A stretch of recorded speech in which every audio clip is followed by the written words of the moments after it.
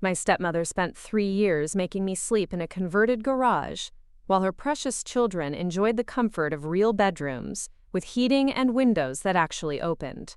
What she didn't know was that I'd been quietly waiting for my 22nd birthday, the day I'd legally inherit the house she thought belonged to her. The look on Diana's face when the sheriff handed her that eviction notice was worth every cold night I spent listening to the rain hammer against that metal roof. Before we jump back in, tell us where you're tuning in from, and if this story touches you, make sure you're subscribed, because tomorrow I've saved something extra special for you. My name is Riley Parker, and until 6 weeks ago, I was sleeping on a lumpy mattress in what used to be our family garage. The space barely qualified as livable, with its concrete floor painted gray and a small electric heater that made more noise than warmth.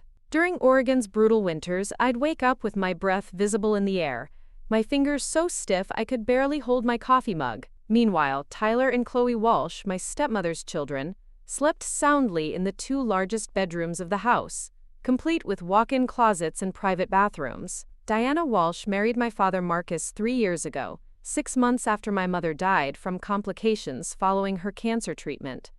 I was 19 then, still grieving, still trying to figure out how to navigate a world without the woman who raised me with such fierce love and protection. Dad was struggling too, drowning in medical bills and the overwhelming silence that filled our house on Cedar Lane. When Diana appeared with her warm casseroles and patient listening, it felt like a lifeline for both of us. She moved in with Tyler and Chloe during the spring of my sophomore year at Portland Community College. Initially, the arrangement seemed temporary. Diana assured me that the sleeping situation was just until they could figure out something more permanent. The master bedroom belonged to Dad and Diana, naturally. Tyler, being the older of her 2 children, claimed the second largest room with its bay window overlooking the maple tree I used to climb as a child. Chloe settled into what had been my childhood bedroom, the one painted soft lavender with glow-in-the-dark stars still stuck to the ceiling. That left me with the garage. Diana presented it as a creative solution, almost like a college dorm room or a trendy studio apartment. She'd hung some curtains to separate the space, added a small rug over the concrete, and installed a mini refrigerator in the corner. She even bought me a desk from a thrift store and painted it white, arranging it near the single window that looked out onto the driveway. The gesture felt thoughtful at the time, like she was trying to make the best of a difficult situation. What I didn't understand then was how calculated it all was. The conversion happened gradually, so subtly that I barely noticed each step. First, Diana mentioned that Tyler needed extra space for his gaming setup and asked if I minded if he stored some boxes in the main house. Then Chloe required more room for her art supplies, which meant the spare closet in the hallway became hers. Before long, my belongings were systematically relocated to the garage, 1 carload at a time. The heating situation became apparent during the first cold snap in November. While the main house stayed comfortably warm, the garage relied on a single space heater that Diana claimed was temporary until they could extend the central heating system. That extension never happened. Instead, she'd periodically bring me extra blankets and suggest I wear more layers, as if the problem was my inability to adapt, rather than the fundamental inadequacy of the space. Winter in Millbrook, Oregon, is not forgiving.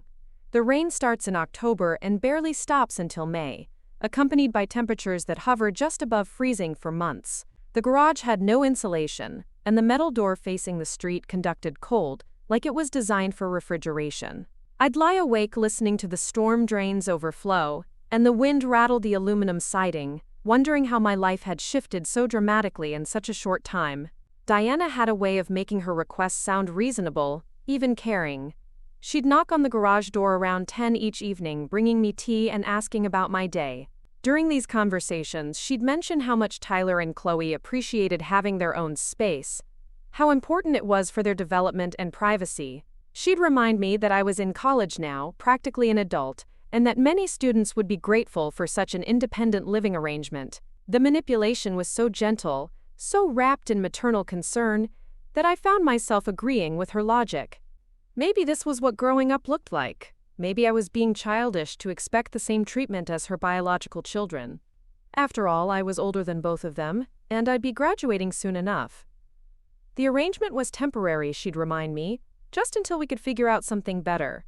My father seemed oblivious to the growing inequality in our household. Marcus worked long hours at the lumber mill and came home exhausted, grateful for Diana's management of domestic affairs. When I tried to bring up the heating issues or the lack of privacy in the garage, he'd pat my shoulder and promise we'd look into solutions soon. He'd mention how stressed Diana was, trying to blend two families, and suggest I be patient while everyone adjusted. The breaking point should have been the morning I woke up to find my laptop soaked from a leak in the garage roof. I'd spent 2 years saving for that computer, working shifts at the Rusty Anchor Diner downtown to afford something reliable for my coursework.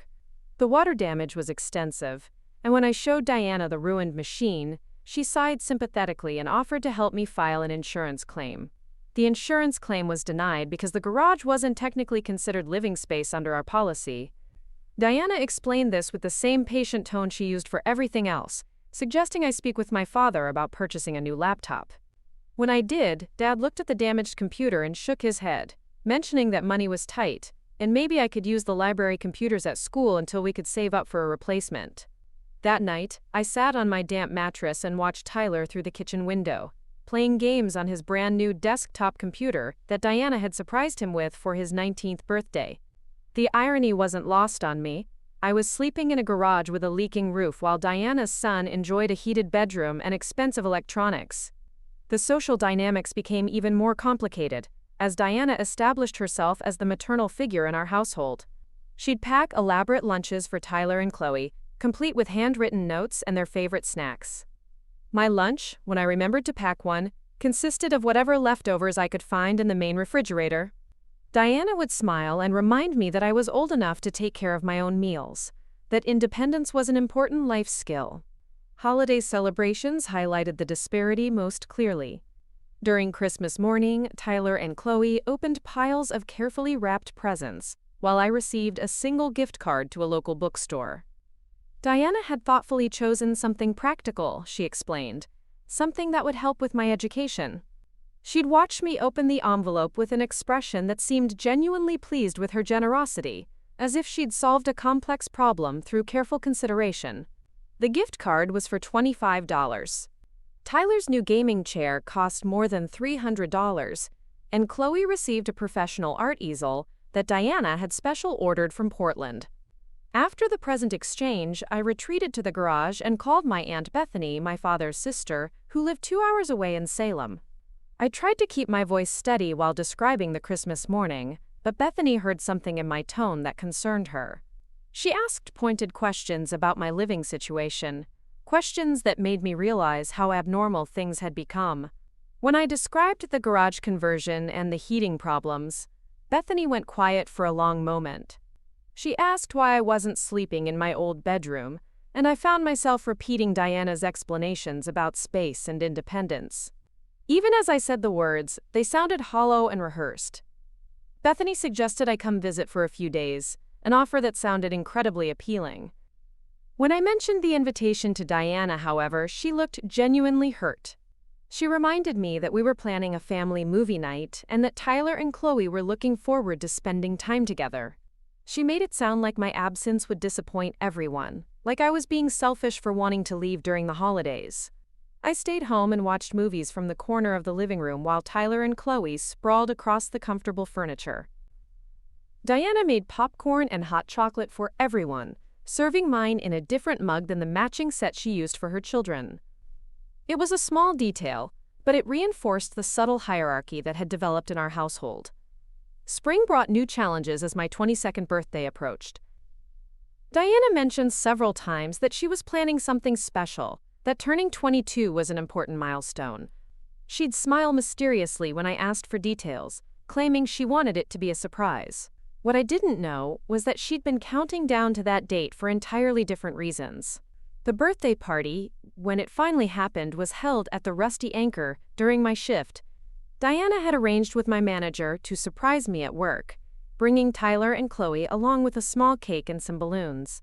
The gesture was sweet, and my coworkers seemed charmed by Diana's thoughtfulness.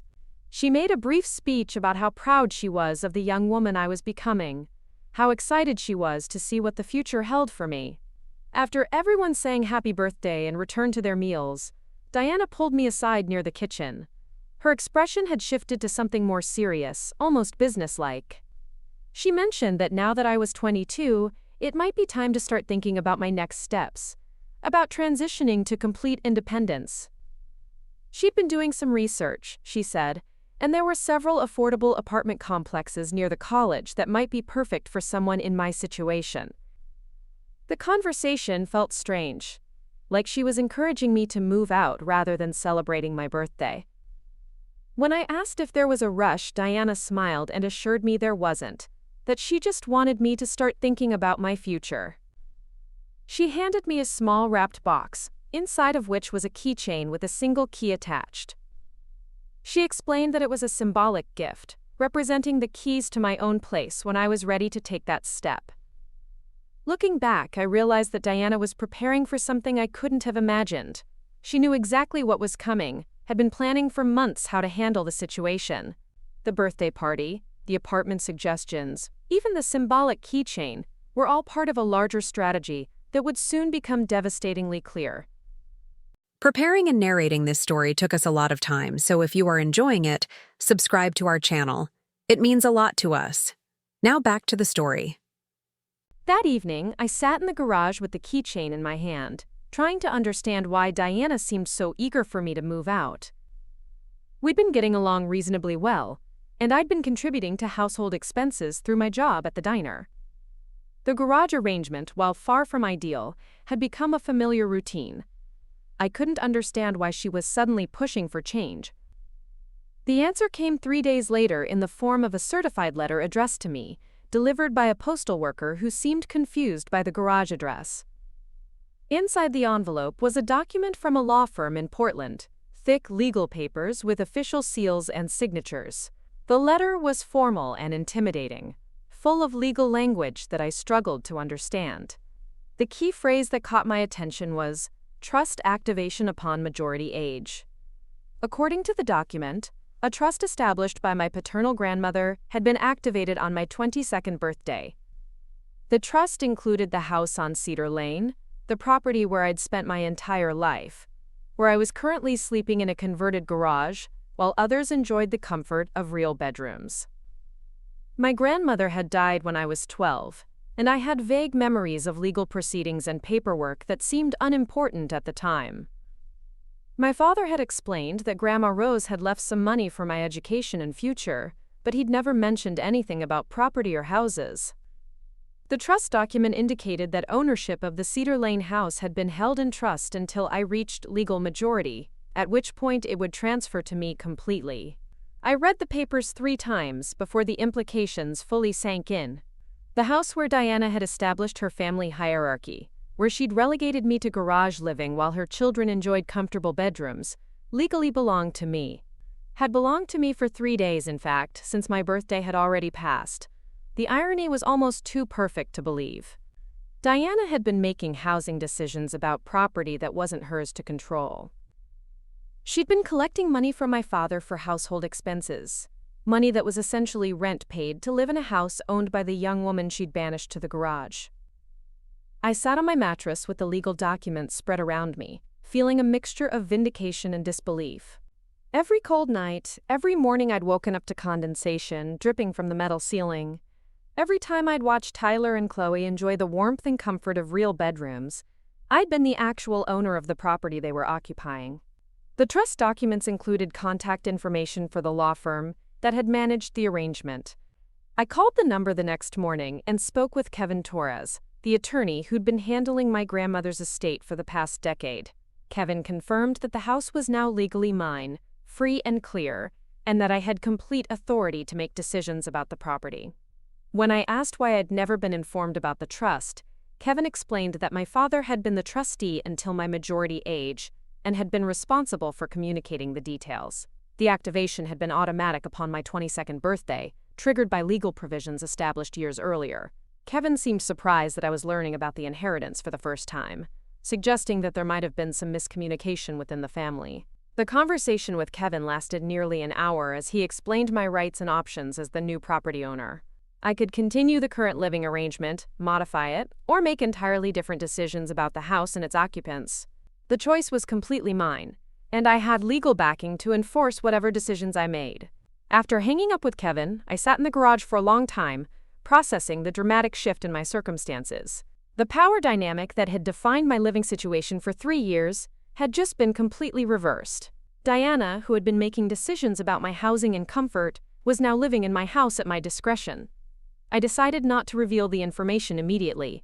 Instead, I wanted to observe the household dynamics with this new knowledge, to see how Diana and her children behaved when they thought they held all the power. The perspective was revelatory in ways I hadn't expected. The next morning, I watched Diana prepare breakfast with fresh eyes. She moved through the kitchen with the confidence of someone who believed she belonged there, arranging Tyler's favorite cereal and Chloe's preferred orange juice on the counter. When I entered through the connecting door from the garage, she glanced up with that familiar smile that had once seemed maternal but now appeared calculating. She asked if I wanted coffee, gesturing toward the machine that sat on what I now knew was my counter. The casual ownership in her voice grated against my new understanding of our situation. This wasn't her kitchen where she graciously allowed me access. This was my house where she was living as an uninvited guest. Tyler appeared in his pajamas, hair messy from sleep, and collapsed into what he considered his usual chair at the breakfast table. He complained about being tired, about having stayed up too late gaming in his comfortable heated bedroom. Chloe followed shortly after, wearing fuzzy slippers and a robe, looking refreshed from her night in my former childhood room. Neither of them acknowledged my presence beyond a mumbled good morning. In their world, I was the college student who slept in the garage and worked at a diner, someone peripheral to their real family unit. They had no idea they were eating breakfast at a table owned by the person they barely noticed. Diana served them elaborate plates while handing me a piece of toast with an apologetic smile. She explained that she hadn't made enough eggs for everyone, but there was plenty of bread if I wanted to make something for myself. The casual dismissal stung less now that I understood the true dynamics at play. She was rationing food in my own house while serving her children like royalty. During breakfast, Diana mentioned that she'd been thinking about redecorating the living room. She'd seen some beautiful furniture at a store in Portland and thought it might be time for an update. She asked my father what he thought about new curtains and perhaps a different color scheme. Marcus nodded absently while reading news on his phone, trusting Diana's judgment about domestic decisions. I listened to her plans for renovating my property and felt a surge of incredulous anger. She was discussing spending money to redecorate a house that belonged to me, making decisions about paint colors and furniture placement without any legal authority to do so. The audacity was breathtaking once I recognized it for what it was. After breakfast, I retreated to the garage and called Kevin Torres again. I needed to understand exactly what rights I had and what steps I could take.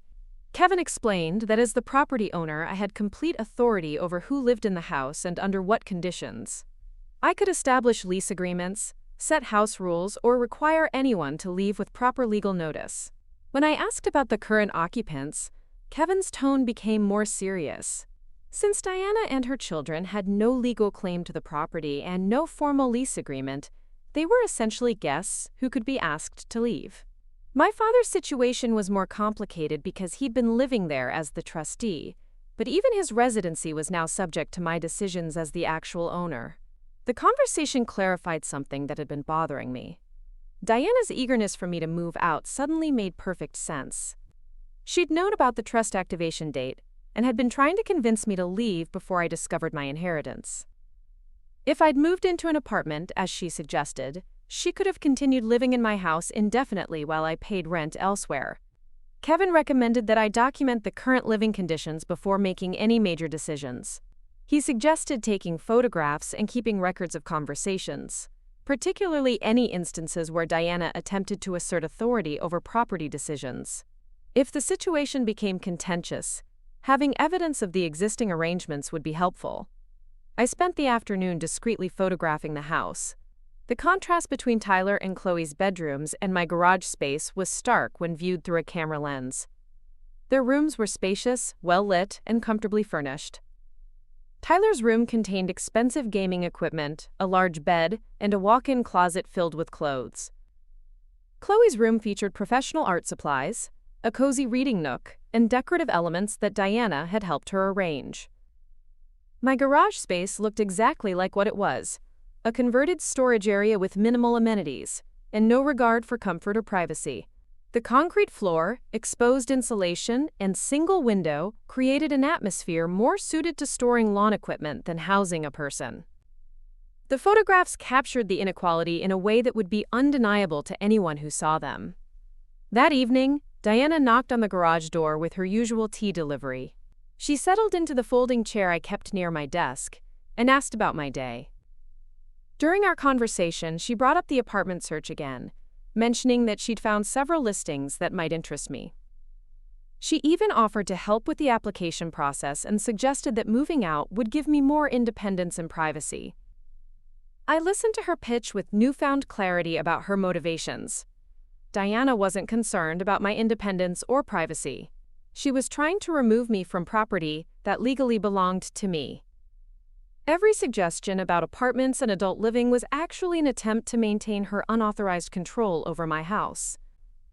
When she mentioned that Tyler was hoping to expand his gaming setup and might need additional space, I realized she was already planning to convert the garage into something for her son.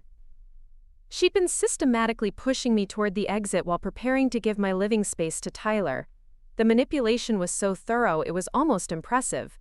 I thanked Diana for the tea and her apartment suggestions, promising to think about what she'd said.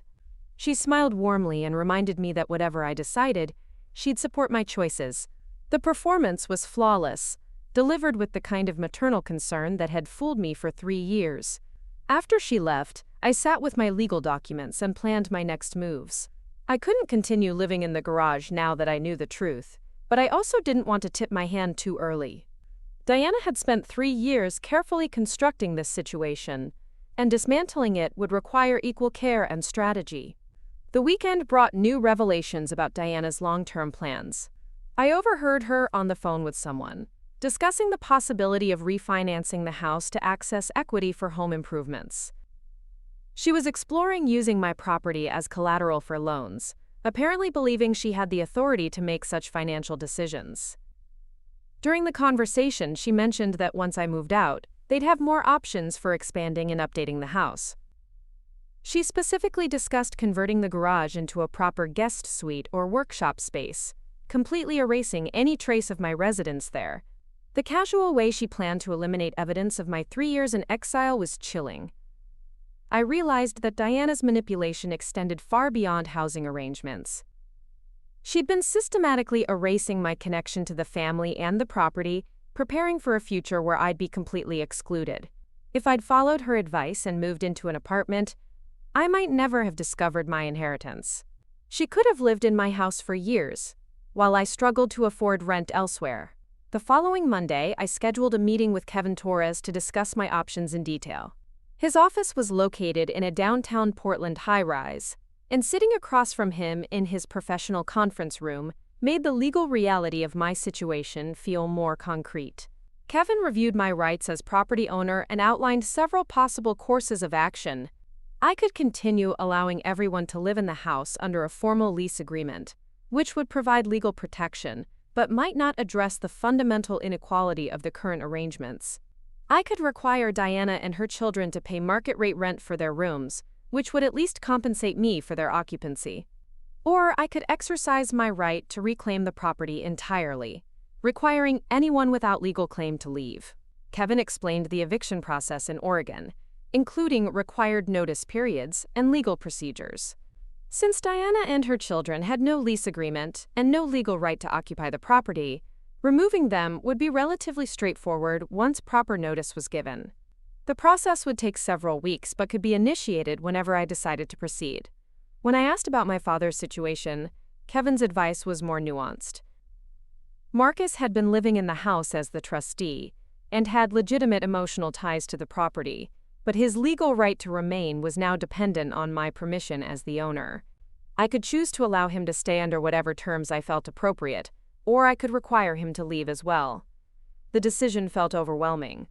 I had the legal power to completely upend the living situation that had caused me so much unhappiness, but exercising that power would have serious consequences for everyone involved. Diana and her children would need to find new housing, which could be disruptive and expensive. My father would be caught in the middle of a conflict he hadn't fully understood. Kevin recommended taking time to consider my options carefully. He suggested documenting any additional instances of Diana overstepping her authority and keeping records of my own housing expenses and living conditions. If I decided to proceed with eviction, having thorough documentation would strengthen my legal position. I left Kevin's office with a folder full of legal documents and a new understanding of my own power.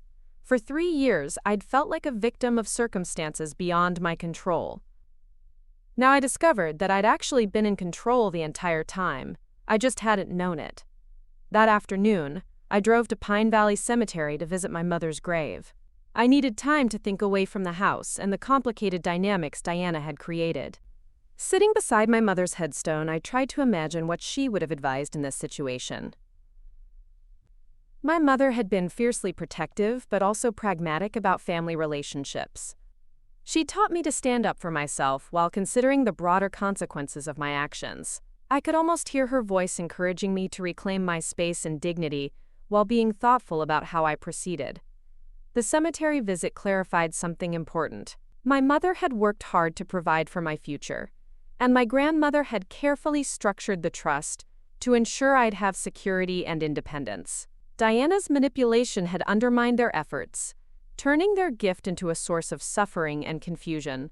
Honoring their intentions meant reclaiming what they'd left for me. Driving home, I noticed details about the neighborhood that I'd taken for granted. Cedar Lane was a beautiful street, lined with mature maple trees and well-maintained craftsman homes. The property values were substantial, and owning a house here represented significant financial security for my future.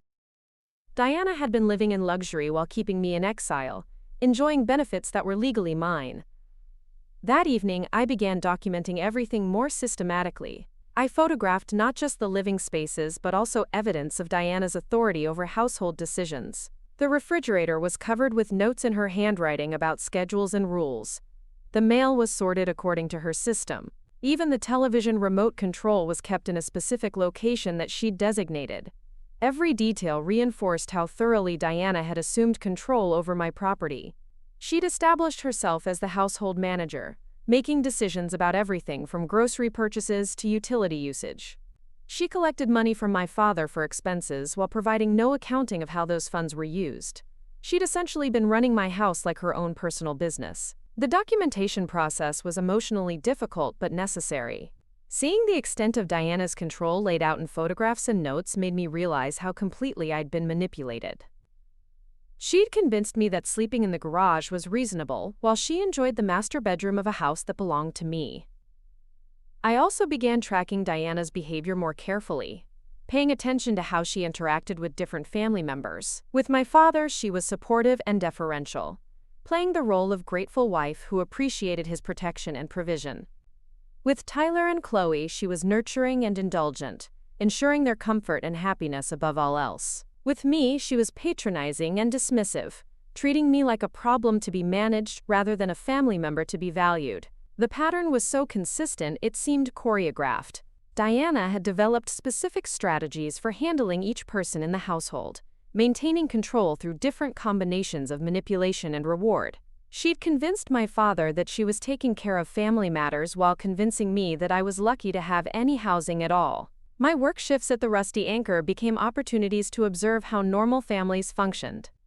I watched parents with their children, noticing how they balanced different needs and treated siblings with basic equality. The contrast with my own household was stark. Diana's favoritism toward her biological children wasn't subtle preference, but active discrimination. One particularly telling incident occurred when Chloe mentioned wanting to redecorate her room. Diana immediately began planning a shopping trip to Portland, discussing paint colors and new furniture with enthusiasm. Later that same day, when I mentioned that the garage heater had stopped working entirely, Diana sighed and suggested I use more blankets until they could afford to fix it. The broken heater situation crystallized my decision. I was sleeping in an unheated garage during Oregon winter while Diana planned expensive room makeovers for her daughter. I owned the house where this inequality was playing out, and I had the legal power to change it immediately. I called Kevin Torres and scheduled another meeting. This time, I wasn't looking for options or advice about possibilities. I was ready to take action. The meeting took place on a Wednesday morning while everyone else was at work or school.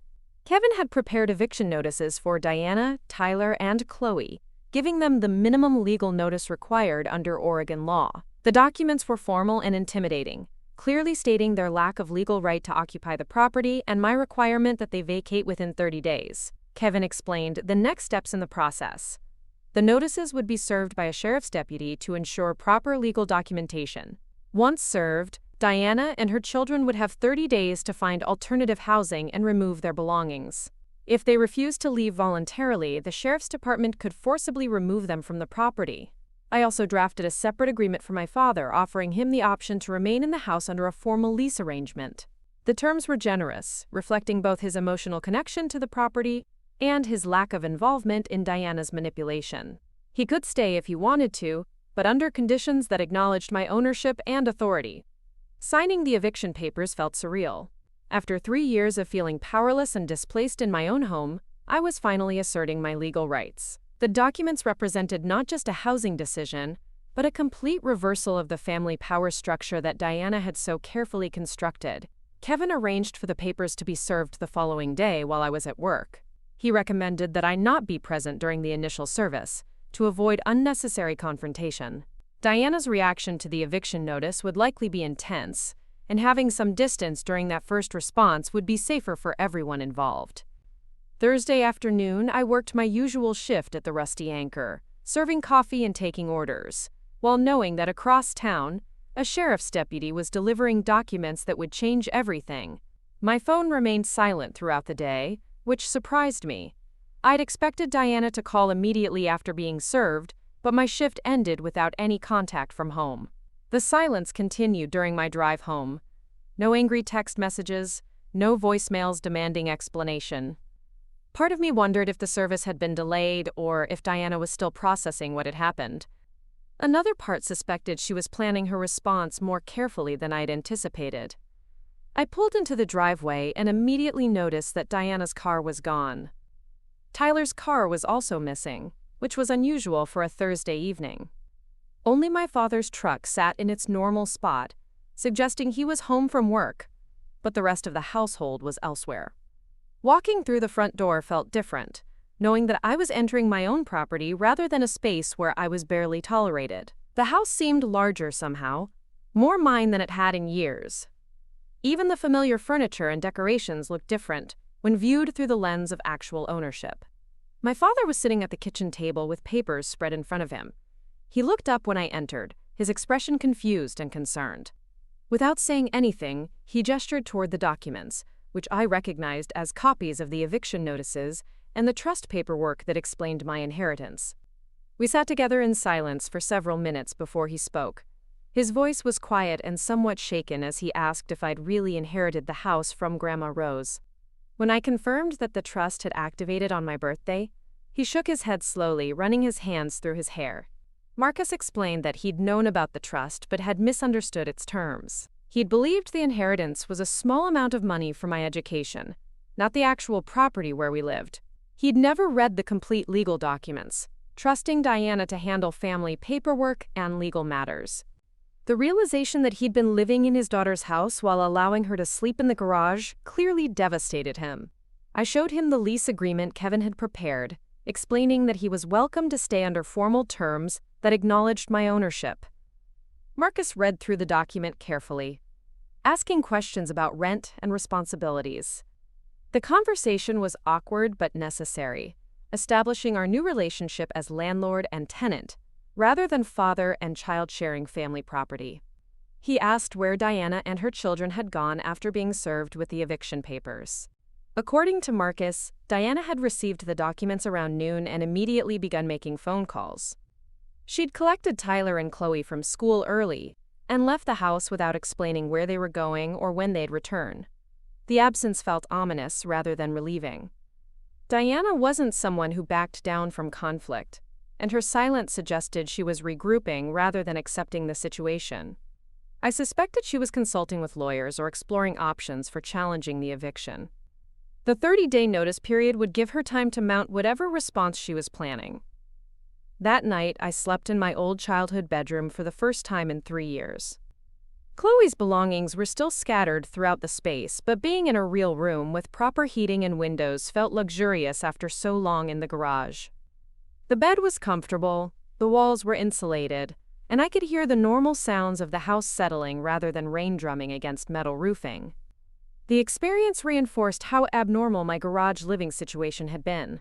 This bedroom wasn't fancy or elaborate, just a normal space designed for human occupancy. The fact that I'd been denied this basic comfort, while Diana's children enjoyed it, highlighted the cruelty of her housing arrangements. Diana returned the next morning with Tyler and Chloe in tow. I heard their voices from the kitchen and knew immediately that she'd prepared for this confrontation. Her tone was controlled and determined, the voice of someone who'd spent time planning their strategy. I found them gathered around the breakfast table with my father, Diana holding copies of the legal documents while speaking in measured phrases about family and misunderstandings. She looked up when I entered, her expression calm but alert. Tyler and Chloe seemed confused and upset, clearly not understanding the full situation but sensing the tension. Diana's opening move was to question the validity of the trust documents. She suggested there might be errors in the paperwork or misunderstandings about the legal requirements. She mentioned consulting with an attorney who'd raised concerns about the transfer process and the timing of my inheritance claim. Her tone remained reasonable and concerned, rather than angry or defensive. The strategy was sophisticated and revealed how carefully Diana had considered her options. Rather than accepting the eviction or arguing about fairness, she was challenging the legal foundation of my ownership claim. If she could cast doubt on the trust documents or the transfer process, she might be able to delay or prevent the eviction entirely. I listened to her legal theories while understanding that this was exactly the kind of manipulative behavior Kevin had warned me about. Diana was using her apparent knowledge of legal procedures to intimidate me into backing down, hoping I'd be too uncertain or overwhelmed to pursue my rights as property owner. Tyler and Chloe sat quietly during this discussion, occasionally glancing between Diana and me with expressions of confusion and growing concern. They clearly understood that their living situation was being threatened, but didn't grasp the underlying property ownership issues. Diana had shielded them from the legal complexities while preparing her challenge to my inheritance. My father looked increasingly uncomfortable as Diana presented her various theories about potential problems with the trust documents. Marcus clearly wanted to believe that some mistake had been made, that the situation could be resolved without forcing anyone to leave their home. Diana's suggestions about legal errors offered him hope that the family disruption might be temporary. I excused myself from the conversation and called Kevin Torres immediately. His response to Diana's legal challenges was swift and confident. The trust documents were thoroughly legitimate, properly executed, and completely binding. Diana's attorney, if she'd actually consulted one, would have confirmed that challenging a properly established trust was extremely difficult and unlikely to succeed. Kevin recommended that I not engage in lengthy discussions about the legal validity of my ownership. The documents spoke for themselves, and Diana's attempts to create doubt were standard delay tactics used by people facing eviction. He advised me to remain firm about the 30-day notice period and avoid being drawn into debates about legal technicalities. Armed with Kevin's reassurance, I returned to the kitchen and calmly stated that the trust documents were valid and the eviction notice would stand. I offered to provide contact information for Kevin Torres if Diana wanted to discuss the legal situation with an actual attorney rather than speculating about potential problems. Diana's composure slipped slightly at this response. She'd clearly expected me to be intimidated by her legal theories or uncertain enough about my rights to negotiate some compromise. My confident response suggested that I'd received professional legal advice and wasn't going to be manipulated by amateur legal arguments. The conversation became more tense as Diana shifted tactics. She began discussing the difficulty of finding suitable housing on short notice, particularly with 2 children who needed stability for school and social activities.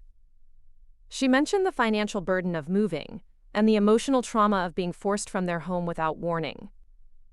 This approach was more emotionally manipulative than legally threatening. Diana was trying to make me feel guilty about the consequences of enforcing my property rights. She painted herself and her children as innocent victims of an unexpected legal technicality, rather than unauthorized occupants who'd been living in someone else's house. Tyler finally spoke up, asking directly what was happening and why they needed to move. Diana had clearly not explained the full situation to her children, preferring to let them believe this was some kind of administrative mistake, rather than a deliberate housing decision by the actual property owner. I explained simply that I'd inherited the house from my grandmother, and that as the owner, I was making different decisions about who could live there. Tyler looked confused about why this change was happening now, and Chloe seemed upset about the prospect of leaving her comfortable bedroom and established routine. Diana immediately jumped in to clarify that these were just temporary legal issues that would hopefully be resolved soon. She assured Tyler and Chloe that they shouldn't worry too much because adults were working to fix the problems. Her framing made it sound like I was creating difficulties rather than exercising legitimate property rights. The conversation continued for nearly an hour, with Diana cycling through different arguments and approaches. She alternated between legal challenges, emotional appeals, and practical concerns about timing and logistics. Throughout it all, she maintained the persona of a reasonable person trying to work through an unexpected crisis, rather than someone who'd been caught in unauthorized occupation of someone else's property. I remained calm but firm throughout her various strategies. Kevin's legal advice had prepared me for exactly this kind of manipulation, and I could recognize each tactic as it emerged. Diana was skilled at emotional manipulation, but her techniques were less effective when I understood what she was trying to accomplish. Eventually, Diana seemed to realize that her immediate strategies weren't working. She gathered Tyler and Chloe and announced they'd be staying elsewhere while she sorted out the legal situation. She made it sound like a temporary measure taken out of caution, rather than an acknowledgement that they had no right to remain in the house. Before leaving, Diana asked if she could pack some essential items from their bedrooms. I agreed, wanting to avoid unnecessary conflict during what was already a tense situation. She spent several hours collecting clothes and important belongings while making phone calls about temporary housing options. Watching Diana pack revealed how thoroughly she'd established herself in my house over the past 3 years. Her belongings were distributed throughout multiple rooms, and she'd accumulated substantial amounts of furniture and household items. The master bedroom looked like it had been her space for decades, rather than 3 years. Tyler and Chloe seemed genuinely upset about leaving, which made me feel some sympathy despite everything that had happened. They'd been comfortable in their bedrooms and had established routines around the house and neighborhood. From their perspective, this disruption was sudden and confusing, rather than a correction of long-standing injustice. As they loaded their cars with immediate necessities, Diana made one final attempt at negotiation. She suggested that perhaps we could work out some kind of arrangement where they could stay temporarily while looking for permanent housing. She offered to pay rent and to help with household expenses, framing it as a mutually beneficial solution rather than an acknowledgement of my property rights. I declined her offer politely but firmly. 3 years of garage living had taught me that Diana's temporary arrangements had a way of becoming permanent, and her promises about fair treatment hadn't proven reliable in the past. I'd learned not to trust her assurances about future behavior based on her track record of previous commitments. Diana's final words as she prepared to leave were about how disappointed she was that family couldn't work together to solve problems. She expressed hope that I'd reconsider my decision once I'd had time to think about the impact on everyone involved. The parting message was designed to make me feel guilty and to suggest that the door might still be open for future negotiations. After they left, the house felt dramatically different. Quieter, certainly, but also somehow more spacious and peaceful. I walked through the rooms that had been occupied by Diana and her children, seeing them as mine for the first time in 3 years. The master bedroom, Tyler's gaming room, Chloe's art space, all of it was now available for my own decisions and use. My father spent the evening asking questions about the trust and the legal situation. He seemed genuinely shocked by how thoroughly he'd misunderstood the property ownership, and felt guilty about allowing me to live in the garage while Diana's children enjoyed comfortable bedrooms. Our conversation was difficult but necessary for establishing our new relationship as property owner and tenant. Marcus signed the lease agreement that evening, agreeing to terms that were generous but formal. The document established clear boundaries while allowing him to remain in his familiar home. Having everything in writing protected both of us, and ensured that future misunderstandings about property rights would be less likely. That night, I slept in the master bedroom for the first time in my life. The space was large and comfortable, with proper heating and blackout curtains that Diana had installed for her own comfort. The irony wasn't lost on me. I was sleeping in luxury accommodations that had been denied to me while I was relegated to garage living in my own house. The bed was comfortable, the room was warm, and I could hear normal household sounds rather than traffic and weather noise from the street. It felt like a preview of what my life could be like once I'd fully reclaimed my property and established living arrangements based on my own preferences rather than Diana's manipulative hierarchy. Over the weekend, I began the process of reclaiming the entire house.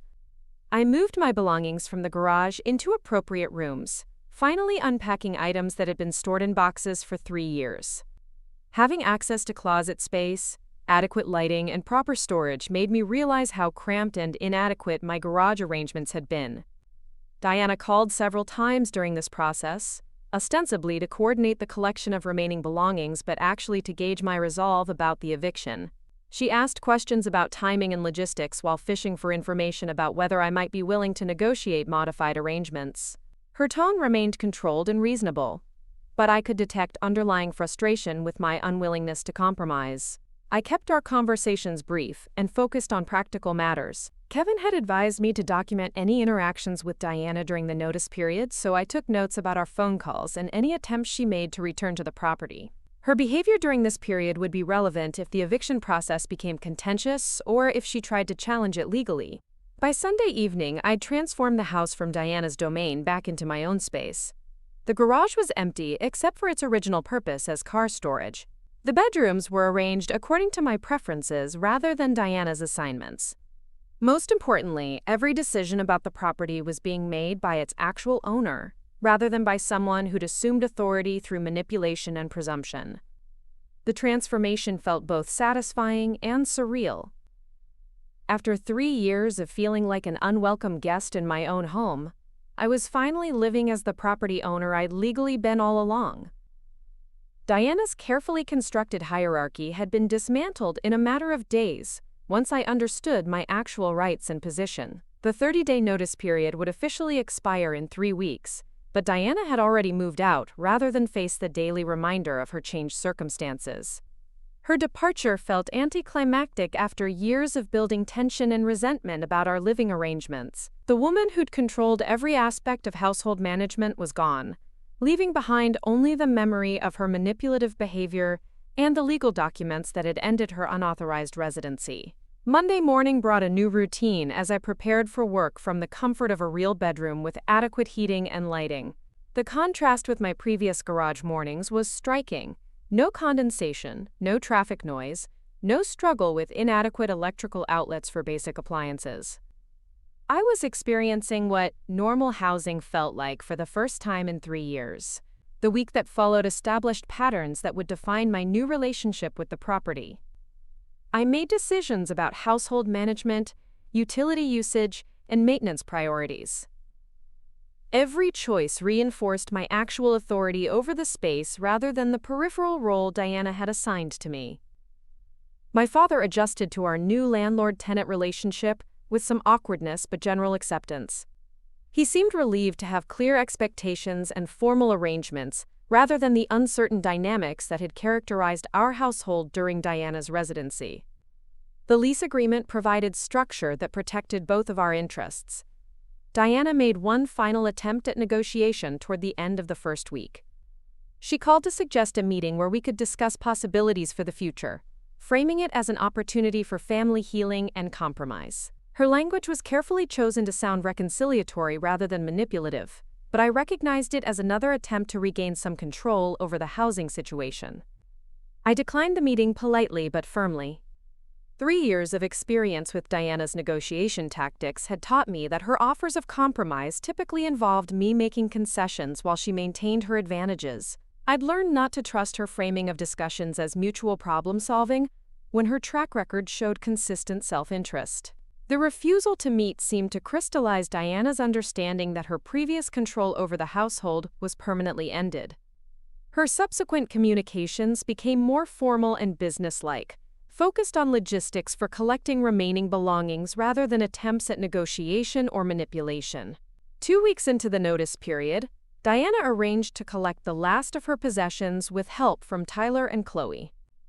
I wasn't present during their final visit, having arranged to be at work during the scheduled time. My father supervised the removal of their belongings and confirmed that they'd left the house in reasonable condition. The final departure felt like closing a chapter rather than reaching a dramatic climax. Diana's 3-year manipulation of our household arrangements ended not with confrontation or legal battle, but with her quiet acknowledgement that she had no basis for remaining. The eviction notice had stripped away her pretenses and forced her to confront the reality of her unauthorized occupation. After they'd collected their belongings, I walked through the house one final time, checking for any remaining signs of their residency. The spaces they'd occupied were clean but empty, ready for whatever purposes I might choose. Tyler's gaming room could become an office or guest bedroom. Chloe's art space could serve any function I preferred. Most importantly, every room was now available for my decisions rather than being controlled by someone else's preferences and priorities. The garage, where I'd spent 3 years sleeping on an inadequate mattress, was once again serving its intended purpose as storage for lawn equipment and seasonal items. Looking at the space where I'd endured so many uncomfortable nights, I felt a mixture of vindication and sadness. The physical discomfort had been real, but the emotional impact of being treated as less deserving than Diana's children had been even more damaging. Standing in my reclaimed house, I realized that the eviction had accomplished more than just correcting an unfair housing arrangement. It had revealed the true dynamics of our family relationships and established my independence from Diana's manipulative control. For 3 years, she'd convinced me that I was lucky to have any housing at all. Now I understood that I'd been the one providing housing to her family while being treated as an unwelcome burden. The experience had taught me important lessons about the difference between legal rights and family dynamics. Diana's manipulation had been possible because I'd trusted her maternal persona and assumed she had authority she'd never actually possessed. Understanding my actual legal position had been necessary for recognizing how thoroughly I'd been deceived about our household arrangements. As I settled into my reclaimed property, I began planning for a future based on my own preferences rather than accommodating Diana's demands and restrictions. The house was mine to use, modify, or share, according to my own judgment. After 3 years of feeling powerless and displaced, I finally had the opportunity to create living arrangements that reflected my own needs and priorities. The legal victory felt complete, but the emotional healing would take longer. Diana's systematic exclusion and the 3 years of garage living had created wounds that wouldn't disappear immediately. However, sleeping in comfort and making my own decisions about my property provided a foundation for rebuilding my sense of security and self-worth. The eviction had been successful, but more importantly, it had marked the end of my acceptance of Diana's manipulation and the beginning of my life as an independent property owner. The woman who'd made me sleep in the garage while her children enjoyed real bedrooms was gone, and the house where I'd suffered so much inequality was finally, truly mine. 3 weeks after Diana's departure, I discovered something that changed everything I thought I knew about my inheritance and her motivations. While cleaning out the master bedroom closet to make room for my own belongings, I found a small wooden box hidden behind a loose baseboard. The box contained documents that Diana had clearly been hiding, papers that revealed the true scope of her deception and manipulation. Inside were photocopies of my grandmother's original will, bank statements from accounts I didn't know existed, and correspondence between Diana and various financial institutions. The documents painted a picture of systematic fraud that went far beyond simply manipulating household living arrangements. Diana hadn't just been controlling my housing situation. She'd been stealing from my inheritance for 3 years. The bank statements showed regular withdrawals from an account established by my grandmother's trust, money that should have been accumulating for my benefit until I reached majority age. According to the paperwork, Diana had somehow gained access to these funds and had been using them for her own expenses, including the elaborate room decorations for Tyler and Chloe that I'd envied so bitterly. My hands trembled as I read through transaction records showing thousands of dollars being diverted from my inheritance. The expensive gaming equipment in Tyler's room, the professional art supplies in Chloe's space, even the furniture upgrades Diana had made throughout the house, had all been purchased with money that legally belonged to me. She'd been using my inheritance to provide luxury items for her children, while forcing me to sleep in an unheated garage. The correspondence revealed an even more disturbing pattern of deception. Diana had been communicating with the bank using forged documents that appeared to give her authority over the trust funds. She'd created fake power of attorney papers and had even attempted to have herself listed as a beneficiary of my grandmother's estate. The paperwork was sophisticated enough to fool bank representatives who didn't examine it closely. I called Kevin Torres immediately, my voice shaking as I described what I'd found. Kevin's response was immediate and serious. Financial fraud related to inheritance trusts was a federal crime that carried significant penalties. He arranged to meet me that afternoon to examine the documents and discuss legal options for recovering the stolen funds and pursuing criminal charges against Diana. The meeting with Kevin was sobering as he explained the full implications of Diana's financial crimes. The forged documents alone constituted multiple felonies, and the systematic theft from my inheritance trust elevated the charges to grand larceny. Kevin estimated that Diana had stolen over $40,000 from my inheritance over the 3-year period, money that should have been earning interest for my future education and housing needs. Kevin recommended that we immediately contact both the FBI and the Oregon State Police to report the financial crimes. He also suggested freezing any remaining accounts that Diana might have access to, and conducting a full audit of the trust assets to determine the complete scope of the theft. The legal process would be complex and time-consuming, but the evidence was strong enough to pursue both criminal charges and civil recovery. The realization that Diana had been systematically stealing from me while playing the role of concerned stepmother was devastating. Every time she'd suggested I move into an apartment, every conversation about independence and adult responsibility had been motivated by her desire to continue accessing my inheritance funds without my knowledge. She hadn't just been controlling my living space, she'd been robbing my future. I spent the rest of that day reviewing every interaction I'd had with Diana through this new lens of understanding. Her eagerness to handle family paperwork suddenly made sense, as did her insistence on managing household finances and her resistance to letting me see any official documents. She'd been creating barriers between me and information about my own inheritance, while systematically draining the accounts my grandmother had established for my benefit. The next morning, I accompanied Kevin to the FBI field office in Portland to file a formal complaint about the financial fraud. The special agent who interviewed me was thorough and professional, taking detailed notes about Diana's methods and timeline. The agent explained that inheritance fraud was unfortunately common, and that Diana's techniques were sophisticated enough to suggest she'd researched the process carefully. Filing the FBI report felt like crossing a point of no return.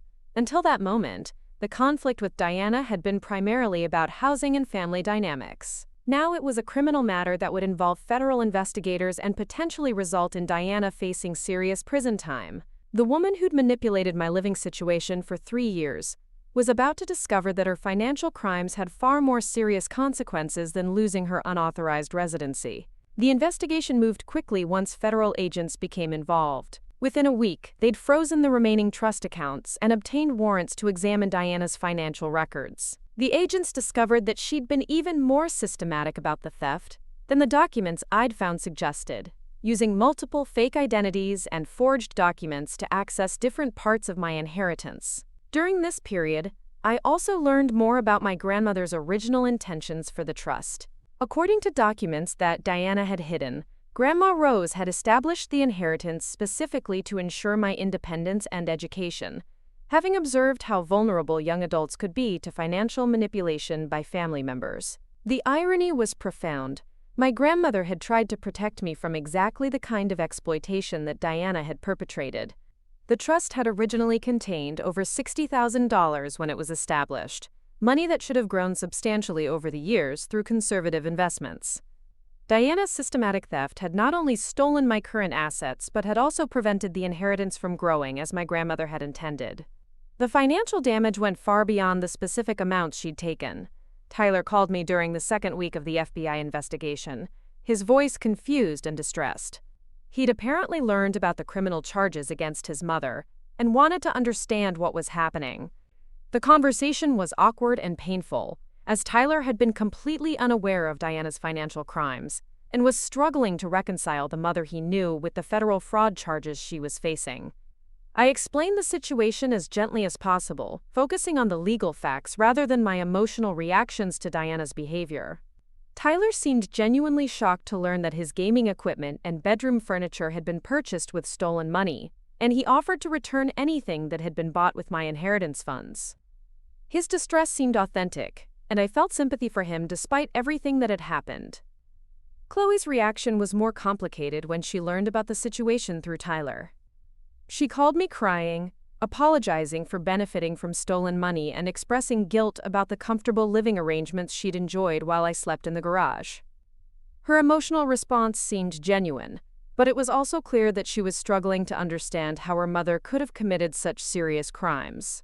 Both Tyler and Chloe offered to cooperate with the federal investigation, providing information about purchases Diana had made and timeline details that might help establish the pattern of theft.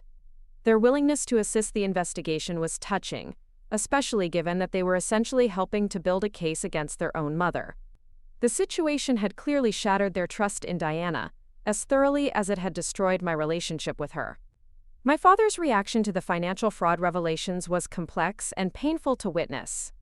Marcus had trusted Diana completely with family financial matters and felt profound guilt about enabling her crimes through his inattention to legal and financial details.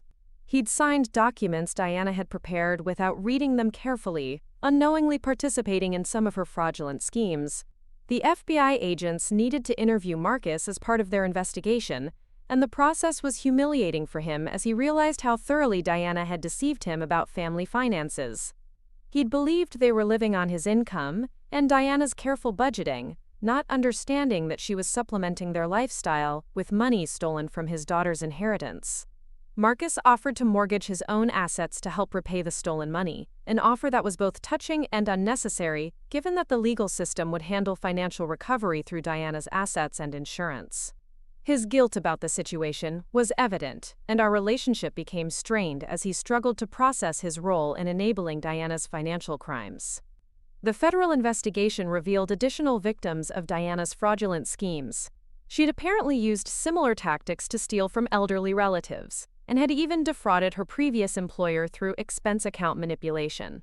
The pattern of financial crime went back years before she'd married my father, suggesting that exploiting trust relationships for financial gain was her standard method of operation. Learning about Diana's criminal history helped explain some behaviors that had seemed merely controlling or manipulative. Her insistence on managing all family paperwork, her resistance to letting others see financial documents, and her sophisticated understanding of legal procedures all made sense once I understood that she was an experienced fraud perpetrator rather than simply a difficult stepmother. The revelation that I'd been living with a career criminal who'd been systematically stealing from me was deeply unsettling. Diana's performance as a caring stepmother had been so convincing that even knowing the truth, I sometimes found myself questioning my own perceptions of our interactions. The manipulation had been so thorough that distinguishing between genuine moments and calculated deception remained difficult. Kevin Torres worked with the FBI to develop a comprehensive picture of the financial damage Diana had caused. The investigation revealed that she'd stolen not just cash from my inheritance accounts, but had also used my identity to open credit cards and take out small loans. The identity theft charges would add additional federal crimes to her growing list of legal problems. The credit cards Diana had opened in my name explained some financial difficulties I'd experienced during college. Applications for student aid had been complicated by credit issues I didn't understand, and I'd been denied for several scholarships due to problems with my financial background.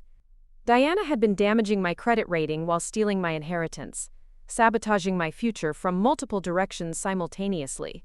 Repairing the credit damage would take months of working with credit agencies and financial institutions, but Kevin assured me that the federal investigation would provide documentation needed to clear my name of fraudulent accounts. The process was tedious and frustrating, requiring me to prove repeatedly that I hadn't authorized the various financial transactions Diana had conducted using my identity. During this period, I also discovered that Diana had been intercepting mail addressed to me, particularly correspondence from financial institutions about my inheritance accounts. She'd established a post office box using forged documents, and had redirected important mail there to prevent me from learning about my trust assets. The mail fraud charges would add additional federal crimes to her case. The systematic nature of Diana's deception was staggering once fully revealed. She'd created an elaborate infrastructure of false documents, redirected communications, and fraudulent accounts designed to steal my inheritance while maintaining her cover as a caring stepmother. The planning and execution required years of preparation and sophisticated knowledge of financial systems.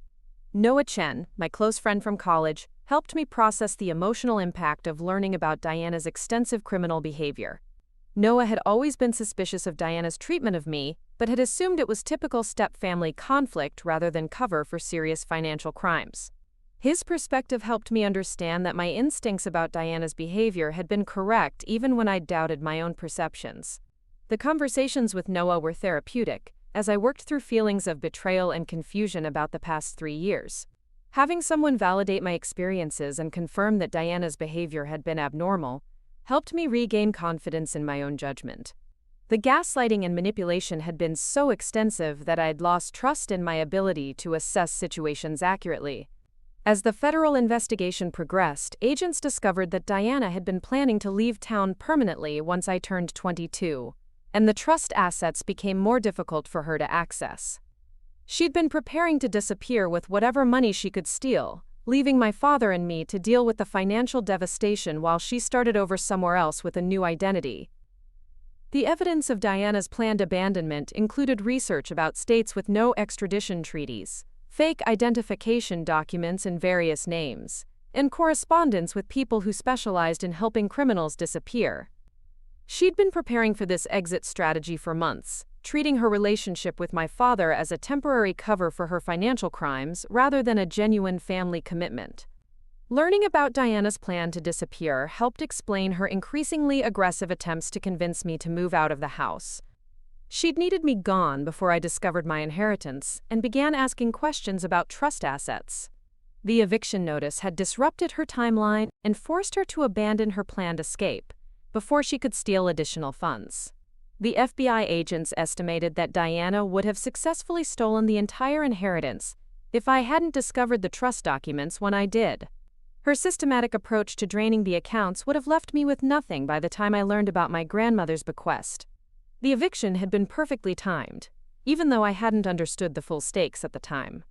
6 weeks after discovering Diana's financial crimes, federal agents arrested her at the apartment she'd been renting since leaving my house. The arrest was coordinated with local police to ensure she couldn't flee or destroy additional evidence. Tyler and Chloe were not present during the arrest, having been staying with relatives who were unaware of Diana's criminal activities. The arrest felt surreal after months of investigation and legal preparation. The woman who'd controlled every aspect of my daily life for 3 years was now facing federal charges that could result in decades in prison. The transformation from family authority figure to criminal defendant was so dramatic that I struggled to process the emotional impact. Tyler called me after Diana's arrest, his voice hollow and defeated. He'd learned about the charges through news reports rather than from Diana herself, and the public nature of the arrest had been humiliating for him and Chloe. They were staying with Diana's sister, who was struggling to understand how Diana had hidden such extensive criminal behavior from her own family. The news coverage of Diana's arrest was limited but accurate, focusing on the inheritance fraud and identity theft charges rather than the family dynamics that had enabled her crimes. Seeing Diana's mugshot in the local newspaper was jarring, transforming her from someone who'd controlled my daily reality into a public criminal defendant facing serious federal charges. Kevin Torres explained that the criminal case against Diana would proceed independently of any civil litigation to recover my stolen inheritance funds. The federal prosecutors were confident about securing convictions based on the extensive evidence, but recovering the actual money would require separate legal proceedings that could take years to resolve completely. The financial recovery process was complicated by Diana's systematic efforts to hide and launder the stolen funds. She'd moved money through multiple accounts and had used some of it to purchase assets that would be difficult to liquidate quickly. Kevin recommended patience with the recovery process while focusing on the criminal prosecution that would prevent Diana from committing similar crimes in the future. During Diana's arraignment, I attended the hearing to observe the legal proceedings firsthand. Seeing her in handcuffs and an orange jumpsuit was shocking after years of her presenting herself as a respectable family matriarch. The woman who'd made decisions about my sleeping arrangements was now standing before a federal judge facing charges that carried mandatory minimum sentences. Diana's defense attorney attempted to portray her crimes as desperate attempts to provide for her children. But the systematic nature of her fraud made such explanations implausible. The evidence showed careful planning and sophisticated execution, rather than impulsive decisions made under financial pressure. The judge denied bail based on Diana's demonstrated willingness to use false identities and flee from legal consequences. The denial of bail meant that Diana would remain in federal custody throughout the legal proceedings, a development that provided some sense of security after months of wondering whether she might attempt to continue her criminal activities. Tyler and Chloe would be able to rebuild their lives without worrying about their mother involving them in additional fraudulent schemes.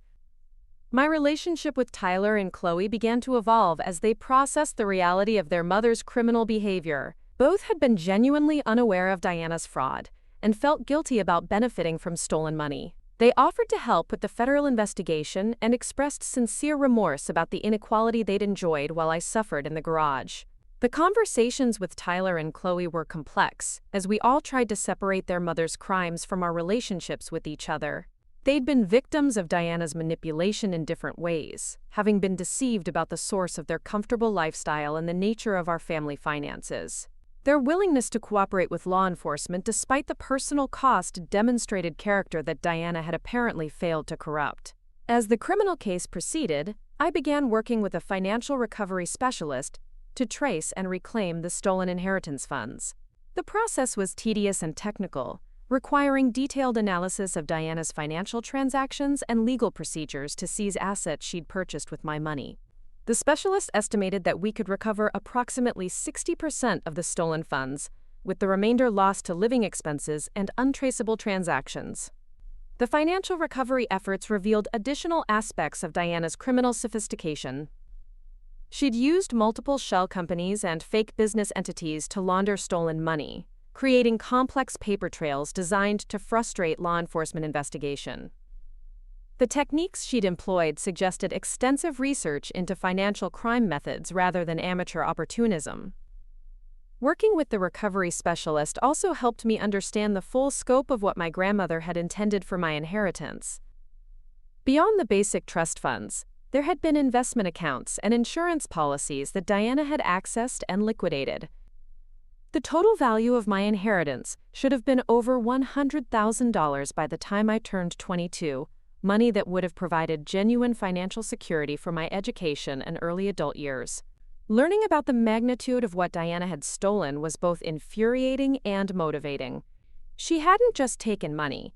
She'd stolen opportunities and security that my grandmother had carefully planned for my benefit.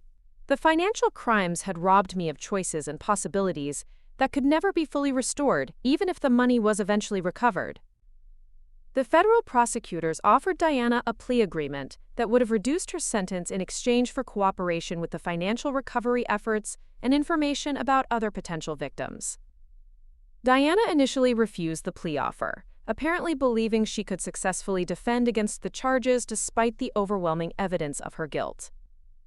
Diana's refusal to accept responsibility for her crimes was consistent with the manipulative behavior she'd demonstrated throughout our family relationship.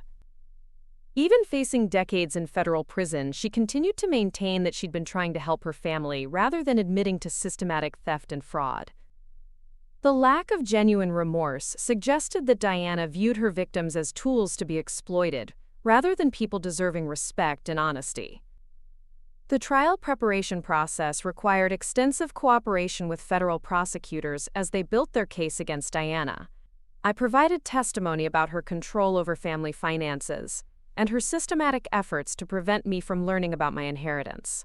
The prosecutors were particularly interested in documenting the psychological manipulation Diana had used to maintain her fraud for 3 years. Testifying about Diana's manipulation was emotionally difficult but necessary for the prosecution. Describing how she'd convinced me that sleeping in the garage was reasonable while stealing my inheritance required reliving some of the most painful aspects of our relationship.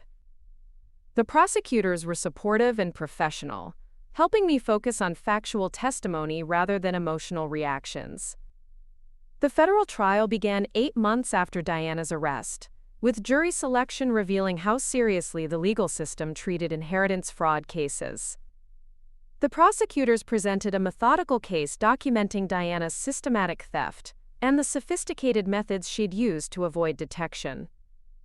The evidence was overwhelming, including bank records, forged documents, and testimony from multiple victims.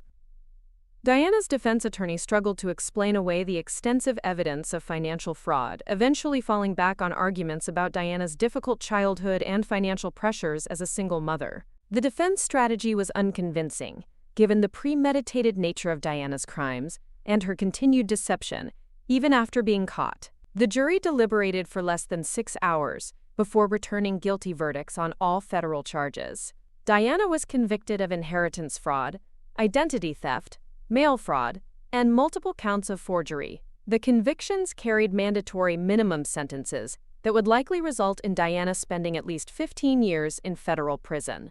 Watching Diana receive her guilty verdicts felt like the completion of a long journey toward justice. The woman who'd controlled my daily life through manipulation and theft was finally being held accountable for her crimes. The federal convictions validated everything I'd experienced and confirmed that Diana's behavior had been criminal rather than simply unfair or unkind.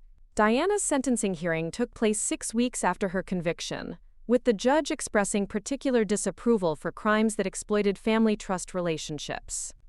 The final sentence of 18 years in federal prison reflected both the severity of Diana's financial crimes and her lack of remorse throughout the legal proceedings. The judge specifically noted that Diana had shown no genuine concern for the victims of her fraud. The 18-year sentence meant that Diana would likely remain in federal prison until she was in her 60s, effectively ending her career as a financial predator.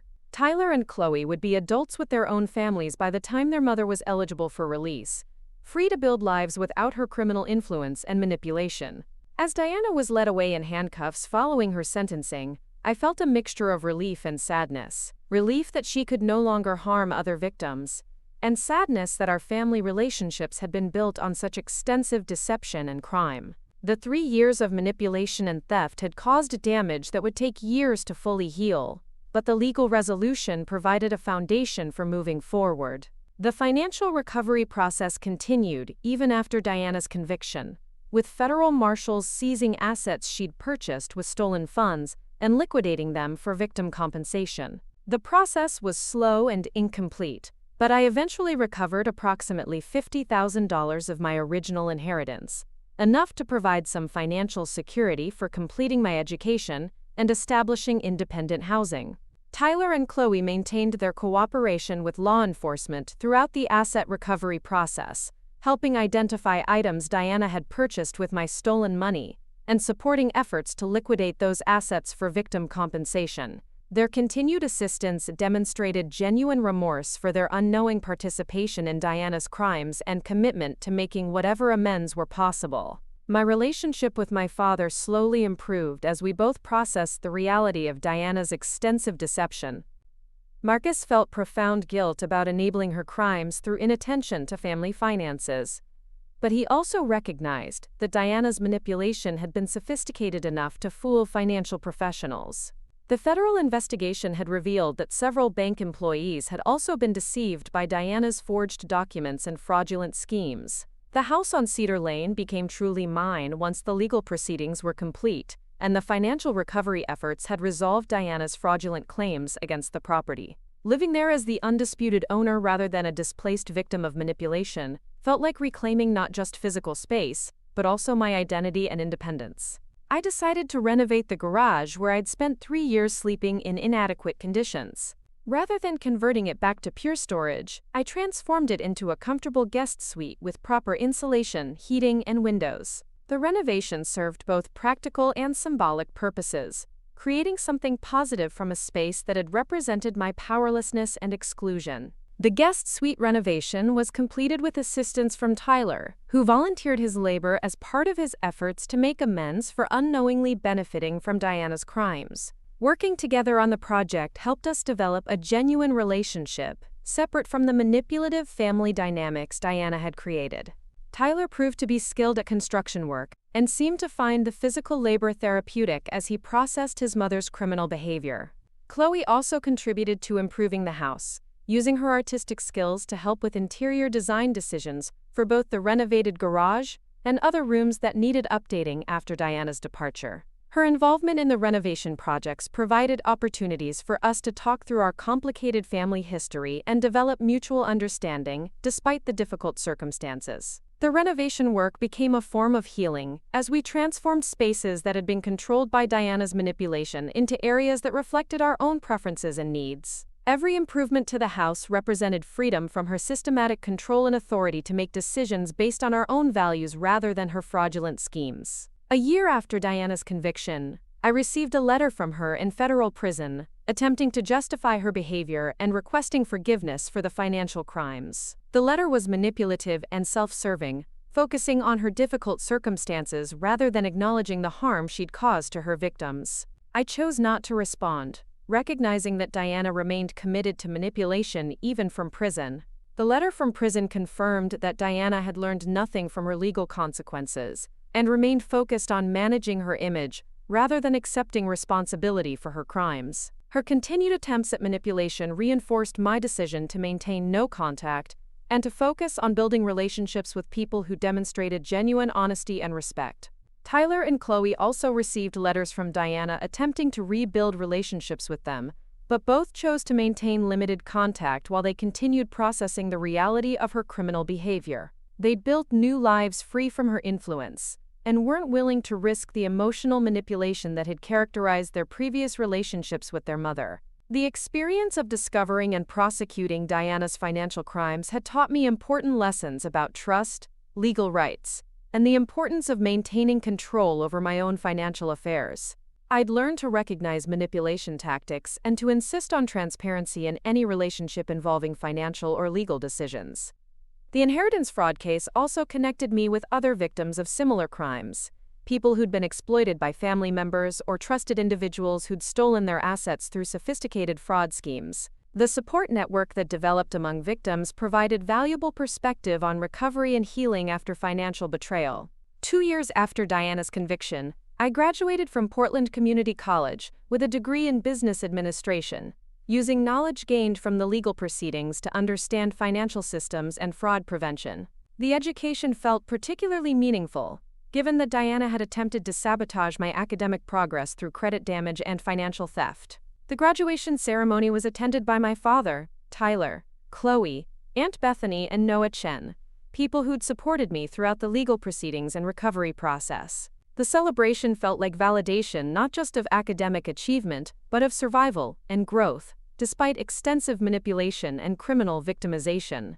Looking back on the 3 years I'd spent sleeping in the garage while Diana stole my inheritance, I felt grateful for the strength I'd developed through adversity and the genuine relationships that had emerged from the wreckage of her manipulation. The experience had been traumatic but had also revealed my capacity for resilience and the importance of standing up for my rights even when doing so seemed impossible. The house on Cedar Lane became a symbol of recovery and independence, rather than a site of victimization and control. Living there as the legitimate owner, making decisions based on my own preferences, and sharing the space with people who demonstrated genuine respect felt like the completion of a long journey toward authentic adulthood and self-determination. The confrontation I'd been dreading finally came 18 months after Diana's sentencing, when she was granted a supervised phone call from federal prison. I was working late at my new job as a financial analyst when the call came through, my phone displaying an unfamiliar number with the automated message indicating it was from a federal correctional facility.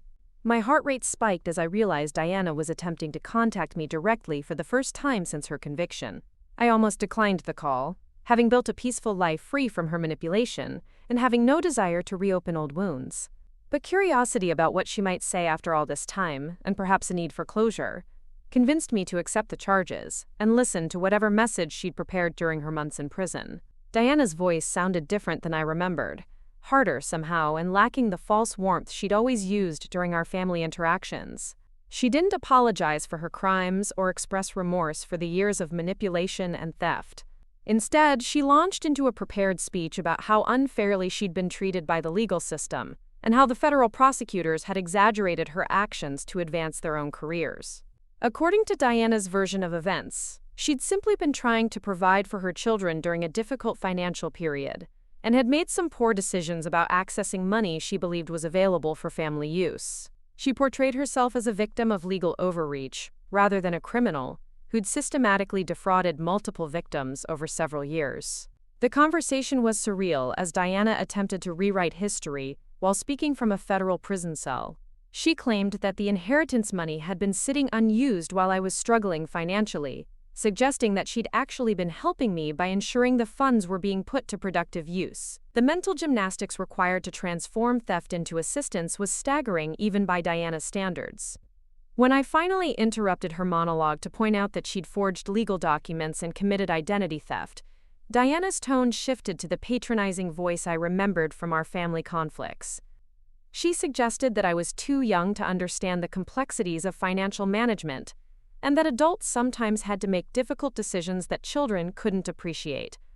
The infantilizing language was particularly galling, coming from someone calling from prison after being convicted of defrauding me for 3 years.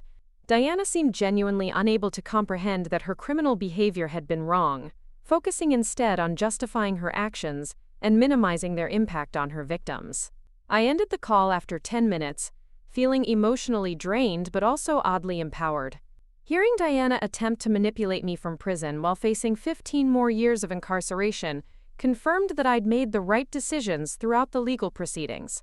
She remained committed to deception and control, even when such tactics served no practical purpose. The phone call from prison marked the last direct contact I had with Diana, but her influence continued to ripple through various aspects of my life in unexpected ways. Tyler called me the following week to report that Diana had also contacted him with similar attempts at self-justification and emotional manipulation. He'd found the conversation disturbing and had requested that the prison block future calls from his mother. Chloe had received a lengthy letter from Diana that contained detailed instructions about managing her art career and personal relationships, as if Diana still believed she had authority to direct her daughter's life from federal prison. The letter revealed that Diana's need for control hadn't diminished despite her circumstances, and she was still attempting to influence family dynamics through correspondence and limited phone privileges. The continued manipulation attempts from prison helped Tyler and Chloe recognize patterns of behavior they'd missed during their childhood. They began sharing stories about times when Diana had isolated them from other family members, controlled their access to information, or used emotional manipulation to influence their decisions. The federal conviction had given them permission to examine their mother's behavior critically, rather than accepting it as normal parental authority. During one of our regular coffee meetings, Tyler mentioned that he'd been attending therapy sessions to process the reality of his mother's criminal behavior and its impact on his childhood development. The therapist had helped him recognize that many experiences he'd considered normal family dynamics were actually sophisticated manipulation designed to maintain Diana's control over household decisions and financial resources. Chloe had also sought professional help to understand how growing up with a manipulative parent had affected her ability to trust her own perceptions and make independent decisions. She'd realized that Diana's constant criticism disguised as helpful guidance had been designed to undermine her confidence and maintain dependence on maternal approval. The therapy revelations from Tyler and Chloe helped me understand that my experience of manipulation and control hadn't been unique within our household. Diana had used different tactics with each family member, but the goal had always been maintaining her authority over family resources and decisions. My relegation to garage living had been the most visible manifestation of a broader pattern of exploitation. My relationship with my father continued to evolve as we both processed the reality of how thoroughly Diana had deceived our entire family. Marcus had initially felt overwhelming guilt about enabling her crimes through inattention to financial details, but therapy had helped him recognize that Diana's manipulation had been sophisticated enough to fool financial professionals and law enforcement investigators. The joint therapy sessions Marcus and I attended helped us rebuild trust and communication after years of Diana's interference in our relationship. She'd systematically created conflicts between us by misrepresenting conversations and manipulating information flow, techniques designed to prevent us from comparing notes about her behavior and discovering inconsistencies in her stories. One particularly revealing therapy session focused on how Diana had convinced my father that I preferred living in the garage and valued my independence over family integration. She'd apparently told him that I'd requested the arrangement and was grateful for the privacy it provided, completely fabricating my supposed preferences to justify the housing inequality. Learning that Diana had actively lied to my father about my feelings regarding the garage living situation helped explain his apparent indifference to my discomfort during those 3 years. He'd believed he was respecting my choices rather than understanding that I was being systematically excluded from family comfort and consideration. The revelation about Diana's lies to my father was both relieving and infuriating. Relieving because it explained his behavior and removed some of the resentment I'd harbored about his failure to intervene on my behalf. Infuriating because it demonstrated how completely Diana had manipulated every family relationship to serve her own purposes. Our therapy work also revealed how Diana had used my mother's death as a tool for emotional manipulation, suggesting that my grief was abnormal or excessive, and that moving forward required accepting her authority as the new maternal figure in our household. She'd exploited my vulnerability during bereavement to establish control over my living situation and financial affairs. The financial recovery process continued to yield results as federal marshals liquidated assets Diana had purchased with stolen inheritance funds. The recovered money was gradually returned to victims, with my portion eventually totaling approximately $70,000 of the original $100,000 that should have been available when I turned 22. While the financial recovery was substantial, it couldn't compensate for the opportunities lost during the 3 years when I should have had access to those funds for education, housing, and other investments in my future.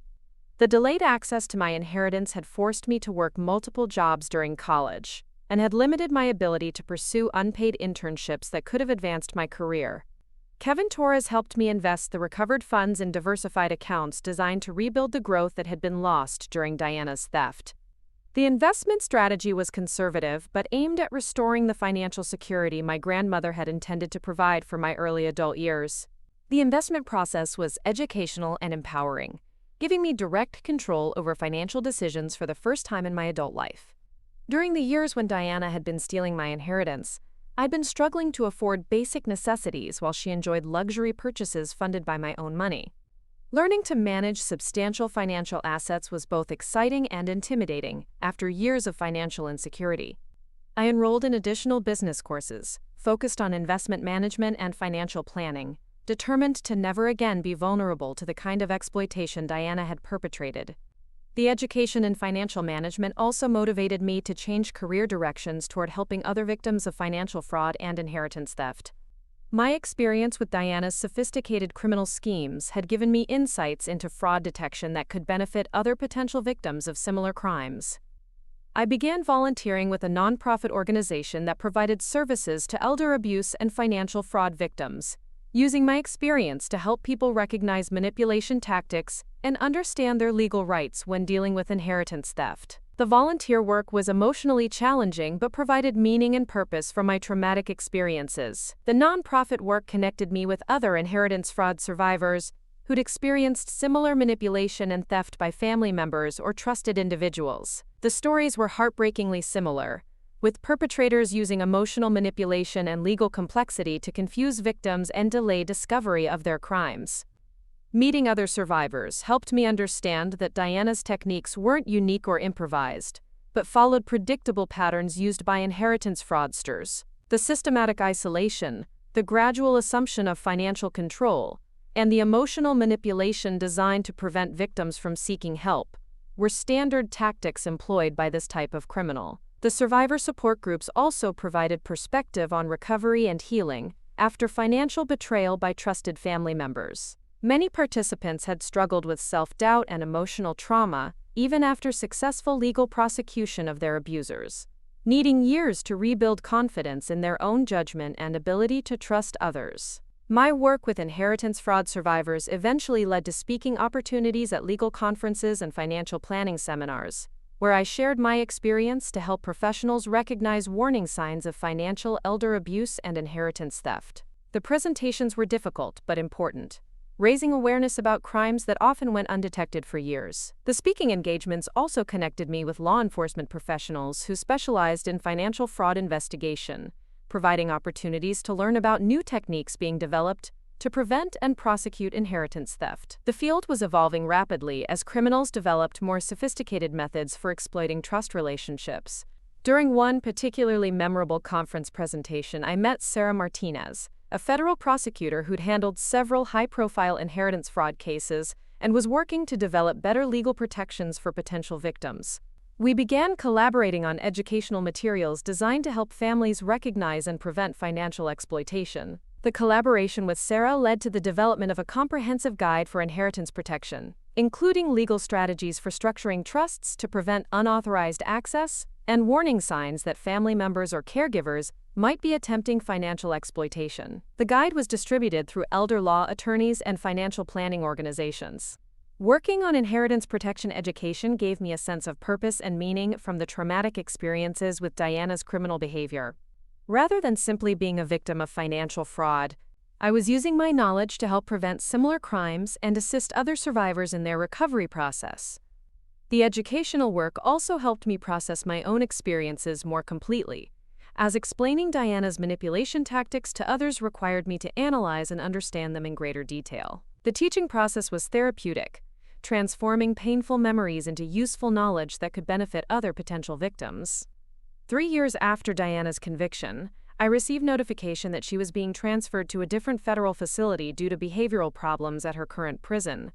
According to the information provided by Victim Services, Diana had been involved in multiple disciplinary incidents and had attempted to manipulate other inmates and prison staff. The news about Diana's continued manipulative behavior in prison wasn't surprising, but confirmed that her criminal tendencies remained unchanged despite the consequences she'd faced. The federal conviction and lengthy sentence hadn't motivated any genuine reflection or behavioral change, suggesting that her personality disorders were deeply ingrained and resistant to modification. Tyler and Chloe also received notifications about their mother's prison transfer, along with updated contact information if they chose to maintain correspondence.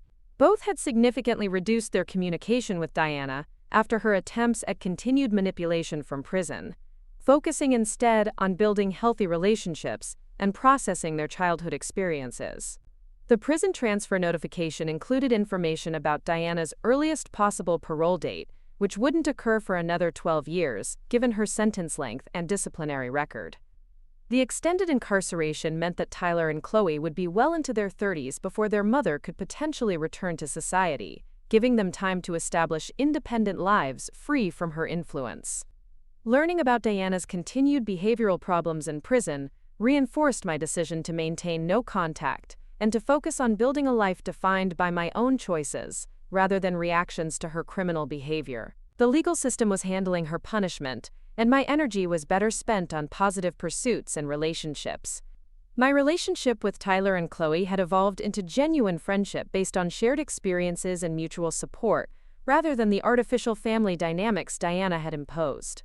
We maintained regular contact and continued to help each other process the complicated legacy of having been raised by someone with such destructive criminal tendencies. The friendship with Tyler and Chloe was one of the most positive outcomes of the entire difficult experience with Diana's manipulation and fraud. Despite the circumstances that had brought us together, we'd developed authentic relationships based on honesty and mutual respect, rather than the calculated interactions Diana had fostered within our household. Both Tyler and Chloe had thrived after escaping Diana's control and manipulation, pursuing education and career goals that reflected their own interests rather than their mother's expectations.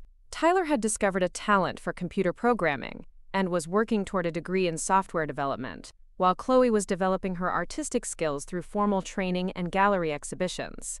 Watching Tyler and Chloe succeed on their own terms was gratifying, and helped me understand that Diana's influence, while damaging, hadn't been permanent or insurmountable. All three of us had found ways to overcome the manipulation and control we'd experienced, and to build healthier relationships and life patterns. The house on Cedar Lane had been completely transformed from the site of Diana's manipulation into a comfortable home that reflected my own preferences and values. The renovation projects I'd undertaken with Tyler's help had eliminated most traces of Diana's control over the domestic environment, creating spaces that felt genuinely mine rather than temporarily borrowed.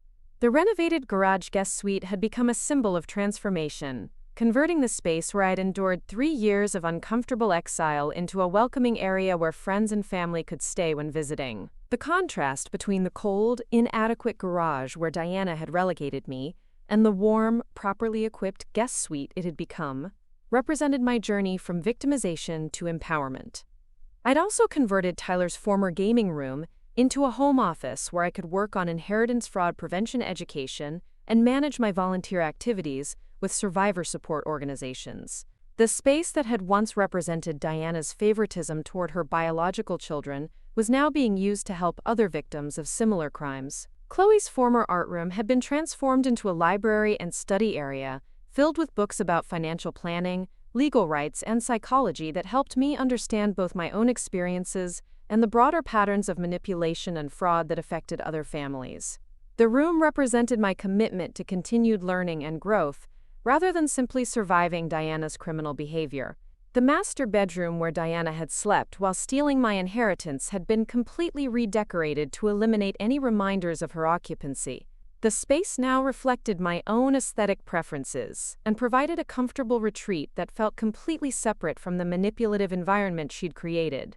Living in the house as its undisputed owner, free from Diana's manipulation and control, provided daily reminders of how dramatically my circumstances had changed since discovering my inheritance and asserting my legal rights. Every decision about household management reinforced my autonomy and independence rather than my previous status as an unwelcome burden. My father had settled comfortably into his role as tenant rather than co-owner, appreciating the clarity and structure that formal lease arrangements provided. The legal boundaries protected both of our interests and prevented the kind of misunderstandings that Diana's manipulation had fostered during her residency. Marcus had also benefited from therapy and education about manipulation tactics, developing better skills for recognizing and resisting emotional exploitation in future relationships. His experience with Diana had been deeply educational about the importance of maintaining awareness and skepticism about people who sought to control family finances or information flow. The relationship between Marcus and me had been strengthened by our shared experience of being deceived by Diana and our collaborative work to understand and recover from her manipulation. The therapy sessions had helped us develop better communication patterns and mutual understanding about how her criminal behavior had affected our family dynamics. 4 years after Diana's conviction, I was invited to testify before a congressional subcommittee examining elder abuse and inheritance fraud prevention. The testimony provided an opportunity to share my experience with federal lawmakers and advocate for stronger legal protections against financial exploitation of vulnerable family members. The congressional testimony was both intimidating and empowering, representing a complete reversal from the powerless position I'd occupied while Diana was stealing my inheritance and controlling my living situation. Speaking to federal lawmakers about my experience felt like the ultimate vindication of my decision to pursue legal action, rather than accepting her manipulation. The testimony also provided a platform to advocate for legislative changes that could help prevent similar crimes and improve support services for victims of inheritance fraud. The legal system had handled Diana's prosecution effectively, but policy changes could make such crimes more difficult to commit and easier to detect. Following my congressional testimony, I was contacted by several media organizations interested in my story as an example of inheritance fraud and family manipulation. While I was generally reluctant to seek publicity, I agreed to participate in a few interviews that focused on education and prevention, rather than sensationalism. The media interviews provided additional opportunities to raise awareness about inheritance fraud and to encourage potential victims to seek legal help when they suspected financial exploitation. Many people who contacted me after the interviews had experienced similar manipulation, but hadn't realized they had legal recourse against family members who'd stolen their assets. The public speaking and media work gradually evolved into a more formal role as an advocate and educator about inheritance fraud prevention. I began working with legal organizations and financial planning groups to develop training materials and educational programs for professionals who worked with vulnerable populations. The advocacy work was personally meaningful but also professionally rewarding, providing career opportunities that utilized my unique combination of firsthand experience and formal education in business and financial management. Rather than simply surviving Diana's criminal behavior, I was building a career that helped prevent similar crimes and assisted other victims.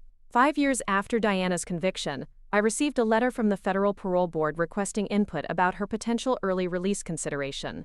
The letter explained that Diana had applied for compassionate release based on claimed health problems and expressed remorse for her criminal behavior.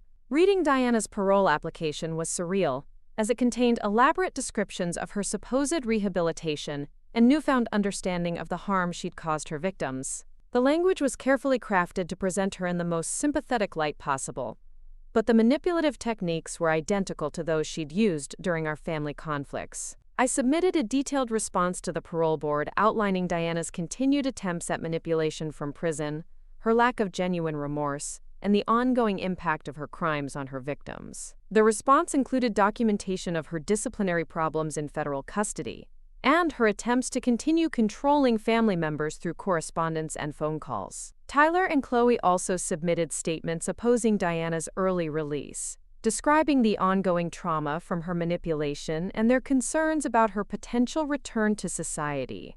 Both emphasized that they felt safer knowing their mother remained incarcerated and unable to continue her pattern of financial exploitation and emotional manipulation. The parole board ultimately denied Diana's application for early release, citing her disciplinary record, lack of genuine rehabilitation, and the serious nature of her financial crimes. The decision meant she would serve at least 10 more years of her sentence before becoming eligible for reconsideration. Learning about the denied parole application provided closure and security, confirming that Diana wouldn't be returning to society anytime soon and couldn't resume her criminal activities or attempts at family manipulation. The extended incarceration gave all of her victims additional time to heal and establish lives free from her influence. The parole denial also validated my decision to maintain no contact with Diana and to focus on building positive relationships and meaningful work, rather than engaging with her continued manipulation attempts. The legal system was effectively managing her punishment while I could concentrate on using my experiences to help others and advance prevention education.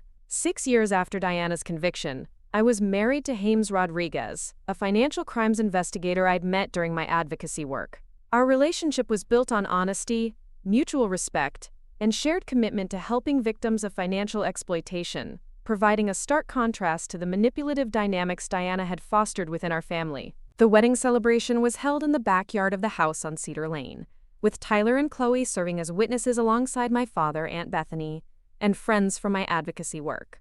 The ceremony represented not just a personal milestone, but also a symbol of my complete recovery from Diana's manipulation and control. James understood my history with inheritance fraud and supported my continued work in prevention education and victim advocacy.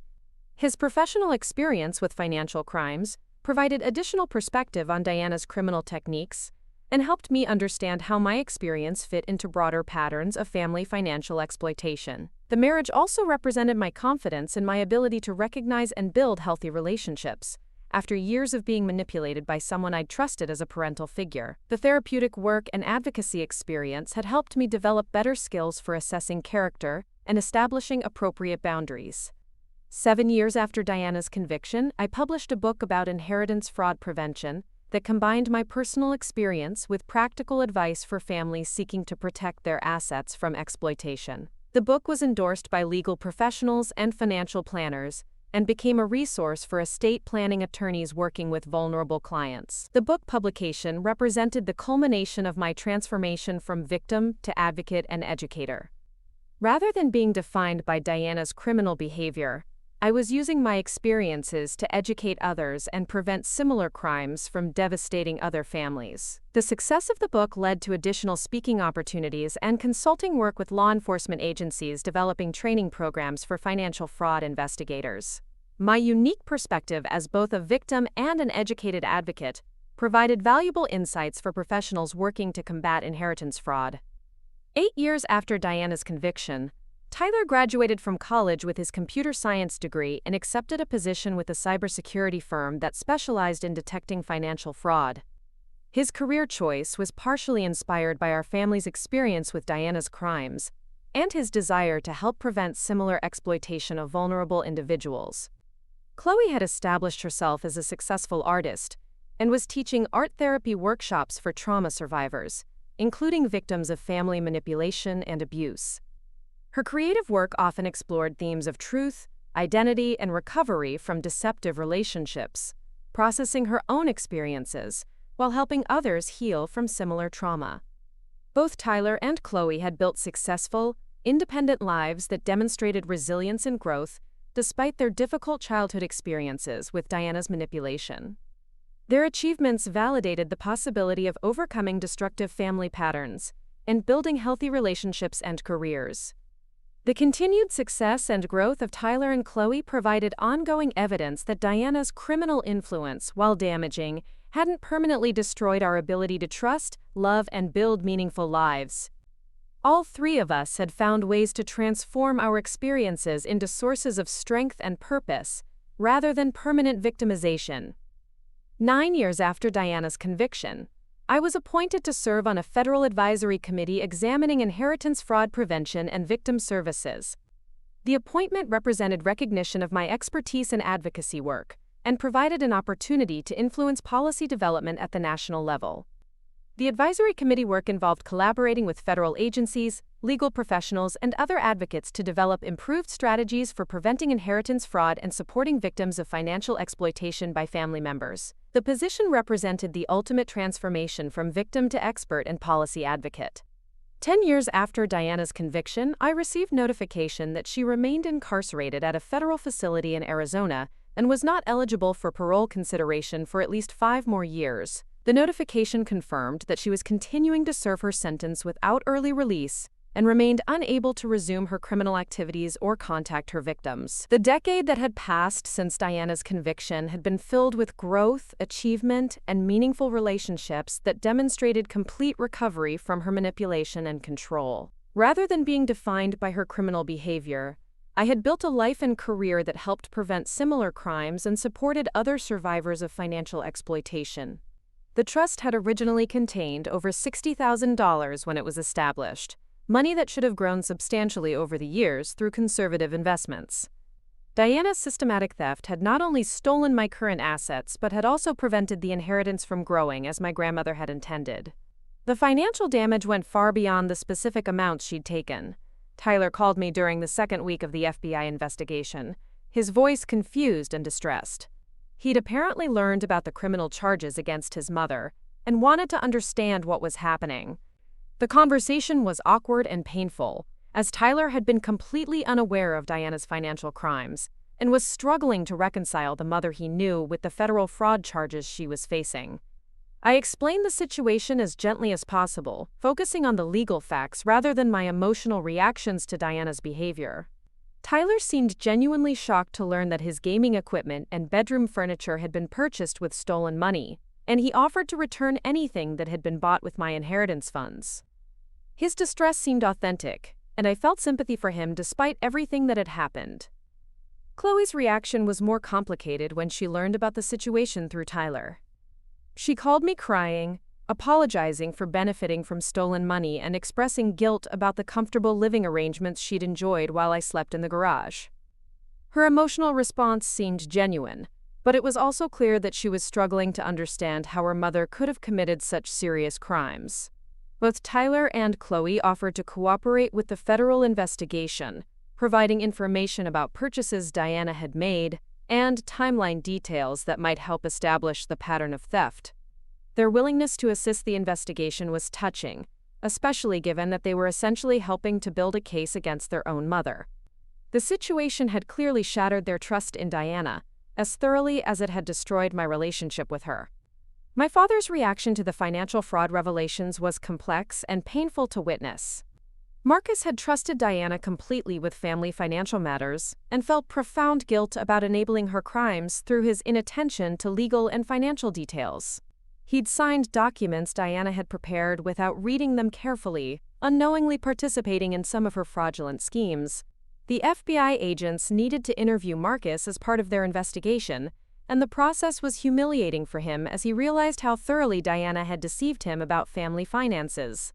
He'd believed they were living on his income and Diana's careful budgeting, not understanding that she was supplementing their lifestyle with money stolen from his daughter's inheritance. Marcus offered to mortgage his own assets to help repay the stolen money, an offer that was both touching and unnecessary, given that the legal system would handle financial recovery through Diana's assets and insurance. His guilt about the situation was evident, and our relationship became strained as he struggled to process his role in enabling Diana's financial crimes. The federal investigation revealed additional victims of Diana's fraudulent schemes. She'd apparently used similar tactics to steal from elderly relatives, and had even defrauded her previous employer through expense account manipulation. The pattern of financial crime went back years before she'd married my father, suggesting that exploiting trust relationships for financial gain was her standard method of operation. Learning about Diana's criminal history helped explain some behaviors that had seemed merely controlling or manipulative. Her insistence on managing all family paperwork, her resistance to letting others see financial documents, and her sophisticated understanding of legal procedures all made sense once I understood that she was an experienced fraud perpetrator rather than simply a difficult stepmother. The revelation that I'd been living with a career criminal who'd been systematically stealing from me was deeply unsettling. The 10-year milestone felt like a complete vindication of my decision to assert my legal rights and pursue criminal charges against Diana, rather than accepting her manipulation and continuing to live as a victim of her systematic exploitation. The legal action had not only stopped her crimes, but had also provided the foundation for building a meaningful and successful life, free from her influence. 15 years had passed since that cold morning when I first discovered the trust documents that revealed I owned the house where Diana had banished me to garage living. Standing in the renovated kitchen of that same house on Cedar Lane, now filled with the laughter of my own children, I reflected on how completely my life had transformed from those dark days of manipulation and theft. My daughter Emma, now 8 years old, was helping me prepare dinner, while my 6-year-old son Marcus played in the backyard with his grandfather. The scene represented everything Diana had tried to steal from me: financial security, family love, and the simple joy of making decisions about my own life without fear of manipulation or control. Emma had been asking questions about why we kept certain legal documents in a special fireproof safe, and I'd been gradually explaining age-appropriate versions of our family's history with financial fraud and the importance of protecting important papers. Teaching her about these concepts felt like honoring my grandmother's legacy, while preparing my own children to recognize and resist exploitation. The kitchen where we cooked together was the same space where Diana had rationed my food while serving elaborate meals to her biological children, but it had been completely transformed through renovation and, more importantly, through being filled with genuine love and equality. Every family meal reinforced values of fairness and honesty that Diana had systematically violated. My husband James arrived home from his work at the Federal Bureau of Investigation, where he'd been promoted to lead a specialized unit investigating inheritance fraud and elder financial abuse. His career advancement had been partially motivated by our shared commitment to preventing the kind of systematic exploitation that Diana had perpetrated against our family. James brought news that Diana was finally being released from federal prison after serving 14 years of her 18-year sentence. The early release was due to prison overcrowding rather than good behavior, as her disciplinary record had remained problematic throughout her incarceration. The notification triggered a mixture of emotions I hadn't fully prepared for, despite years of anticipation. The prospect of Diana returning to society after so many years felt surreal, like hearing about a character from a book, rather than someone who'd once controlled every aspect of my daily life. The woman who'd stolen my inheritance and forced me to sleep in an unheated garage was now in her early 60s, institutionalized after years in federal custody, and prohibited from contacting any of her victims under the terms of her supervised release. Tyler called that evening to discuss Diana's impending release and coordinate our responses to any potential contact attempts. Now 33 and married with children of his own, Tyler had built a successful career in cybersecurity and maintained no relationship with his mother beyond the legal requirements for victim notification. His voice was calm and measured as we reviewed the protective measures we'd established years earlier. Chloe, who'd become an internationally recognized artist specializing in trauma recovery themes, had moved to Europe and changed her name legally to distance herself from Diana's criminal history. She participated in our family conferences through video calls, but had chosen to build her life completely separate from any possibility of Diana's renewed manipulation. The three of us had developed strong bonds over the years, supporting each other through therapy, career development, and our own family building. Our relationships had been forged through shared survival of Diana's manipulation and had grown into genuine friendship based on mutual respect and understanding. Marcus, now in his 70s, had thrived in his role as grandfather and seemed to have found peace with his past mistakes in enabling Diana's criminal behavior. His relationship with my children was warm and engaged, providing them with the kind of consistent, honest, grandparental love that had been absent during Diana's manipulation of our family dynamics. The federal parole officer assigned to Diana's case contacted me to discuss the conditions of her supervised release and the protective measures available to prevent her from attempting to contact or manipulate her former victims. Diana would be required to live in a halfway house, maintain employment, and report regularly to law enforcement, with strict prohibitions against approaching any of us. Despite the legal protections, I felt a familiar anxiety about Diana's return to society and her potential attempts to resume the manipulative behaviors that had defined her criminal career. Her personality disorders and lack of genuine remorse suggested that imprisonment had been a temporary interruption rather than a transformative experience. James reassured me that Diana's advanced age, criminal record, and supervision requirements would significantly limit her ability to perpetrate new financial crimes or manipulate family relationships. The federal monitoring system was designed specifically to prevent recidivism among inheritance fraud offenders, and Diana's case would receive particular attention due to the sophisticated nature of her previous crimes. The conversation with James helped me realize that my anxiety about Diana's release was less about actual danger and more about processing the trauma of having been so thoroughly deceived and controlled during my early adult years.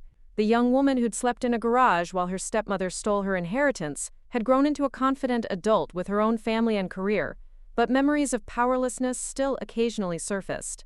Dr. Sarah Chen, the therapist I'd worked with for years to process my experiences with Diana's manipulation, helped me understand that anxiety about my abuser's release was a normal response that didn't reflect any current vulnerability to her influence. I'd developed strong boundaries, legal protections, and support systems that made me essentially immune to Diana's historical manipulation tactics. The therapy sessions also focused on helping my children understand their family history in age-appropriate ways that would prepare them to recognize manipulation without burdening them with adult concerns about criminal behavior. Emma and Marcus needed to know enough to protect themselves while being free to enjoy the security and love their parents provided. My work with the National Center for Inheritance Fraud Prevention had grown into a full-time career that took me across the country speaking at conferences, training law enforcement officers, and consulting with families developing protective estate plans. The position provided both professional fulfillment and personal meaning, from transforming my traumatic experiences into prevention education. The center had documented over 3,000 cases of inheritance fraud, similar to Diana's crimes, revealing patterns of family financial exploitation that affected millions of Americans annually.